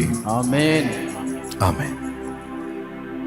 మన తండ్రి అయిన దేవుని ప్రేమ, ఆయన ప్రియకుమారుడు లోకరక్షకుడైన యేసయ్య శాశ్వత నిత్య కృప, పరిశుద్ధాత్మతోడి మనోహర దివ్య సహవాసం, సమాధానం సమకూడిన మనకు సకల పరిశుద్ధులకు సార్వత్రిక సంఘమంతటికి సదాతోడే మనందరూ నిత్యత్వంలో చేరు పర్యంతము మనల్ని నడిపించును గాక. ఆమేన్. ప్రవేశ రక్తమునకు జై, ప్రవేశ రక్తమునకు జై, ప్రవేశున్నామునకు సంపూర్ణ విజయం కలుగును గాక. ఆమేన్. ఆమేన్. హల్లెలూయా, హల్లెలూయా, హల్లెలూయా, హల్లెలూయా, హల్లెలూయా, హల్లెలూయా. ప్రభువు స్తోత్రాలు. మీ అందరికీ హృదయపూర్వక వందనాలు. అందరికీ వందనాలు. సేవకులకు కూడా వందనాలు. ఈ లైవ్ ద్వారా అందుబాటులోకి వచ్చిన సోదరి సోదరులకు, జూమ్ యాప్ ద్వారా అందుబాటులోకి వచ్చిన వారందరికీ, మీరందరూ నాకు కనిపిస్తున్నారు, నేను కూడా మీకు కనపడుతున్నాను అనుకుంటున్నాను. చాలా సంతోషంగా ఉంది. ఆసక్తిగా మీరు ఎదురు చూడటం, వెంటనే అందుబాటులోకి రావటం చాలా హ్యాపీగా ఉంది. ఇంకా మనం కలుసుకుందాం, ఇంకా అనేక సంగతులు నేర్చుకుందాం. ఒకసారి చెప్పిన పాయింట్ మీకు మరలా వెంటనే ఎక్కకపోయి ఉండొచ్చు, మళ్ళీ వినండి, క్లియర్గా అర్థమవుతుంది. అదంతా చక్కగా మీరు నోట్స్ రాసుకోవచ్చు. ఆ విషయాలు ఎప్పుడన్నా ఎవరైనా అడిగినా మీరు చెప్పడానికి మీకు బాగా ఉపకరిస్తాయి కనుక. జూమ్లో ఉన్నవాళ్ళు కొంతమంది వాళ్ళు కొన్ని లెటర్స్ చూపిస్తూ ఉన్నారు, రాసినవి కొన్ని చూపిస్తూ ఉన్నారు, కనబడుతూ ఉన్నాయి. ఓ సోదరి సంతకం, నేను పెట్టిన సంతకం చూపిస్తూ ఉంది. రైట్. తర్వాత ఇంకా చిన్న చిన్న లెటర్స్ కనిపిస్తూ ఉన్నాయి. సంతోషం. మళ్ళీ మనం కలుసుకుందాం. వెళ్ళబుద్ధి కాదు, ఏం చేద్దాం, మిమ్మల్ని విడిచి కానీ తప్పదు. మీకు బాధ్యతలు, నాకు బాధ్యతలు ఇంకా. రైట్, చాలా సంతోషం. మళ్ళీ కలుసుకుందాం మనం. దైవాశీస్సులు. నా కోసం ప్రేయర్ చేయండి. ఇంకా చాలా పనులు ఉన్నాయి చేయాల్సినవి, చక్కబెట్టాల్సినవి. న్యూ ఇయర్ దగ్గరకు వస్తుంది, సాంగ్స్ చేయాలి. ఈరోజు కూడా నేను ఒట్టిగా లేను, ఇప్పటిదాకా వేరే దగ్గర తిరిగి వచ్చినాను. నిన్న దాదాపు 119 కుటుంబాలు, 119 మంది అనుకున్నారు, 119 ఫ్యామిలీలు నిన్న మంగళవారం పొద్దున్న నుంచి సాయంత్రం దాకా మాట్లాడుతూనే ఉన్నా, ప్రార్థన చేస్తూనే ఉన్నాను. దూర ప్రాంతాలు, వైజాగ్, బెంగళూరు, చెన్నై, హైదరాబాదు, రాజమండ్రి, పశ్చిమ గోదావరి, పూణే నుంచి కూడా ఒక దైవజనరాలు తన టీంతో వచ్చింది. ఇట్లా చాలా ప్రాంతాల నుంచి వచ్చి కలుస్తూ ఉన్నారు. మంగళవారం రోజు కలిసి వాళ్ళ అభిప్రాయాలు పంచుకొని ప్రార్థన చేయించుకొని వెళ్తూ ఉన్నారు. అట్లాగా డైలీ ఇంకా ఏదో ఒకటి ఇక పరిచర్యలు. ప్రార్థన చేయండి. ఓపిక కావాలి, శక్తి కావాలి. ఇంకా క్రొత్త ప్రదేశాల్లో పరిచర్యలు ఏర్పడాలి. పిల్లలు పుట్టవచ్చిరి కానీ కనుటకు శక్తి చాలదన్నట్టు ఉంది. ఇప్పుడు పని చాలా ఉంది విస్తారంగా, కానీ శక్తి కావాలి, అదనపు బలం కావాలి, హెల్త్ కావాలి, ఆర్థిక సమృద్ధి కావాలి. నమ్మకమైన పనికి ఆర్థికపరమైన సమృద్ధి కూడా కావాలి. ప్రేయర్లో పెట్టండి. మీ అందరికి వందనాలు, దైవాశీస్సులు. సెలవు. పదండి, 10:30 అవుతుంది. చలో.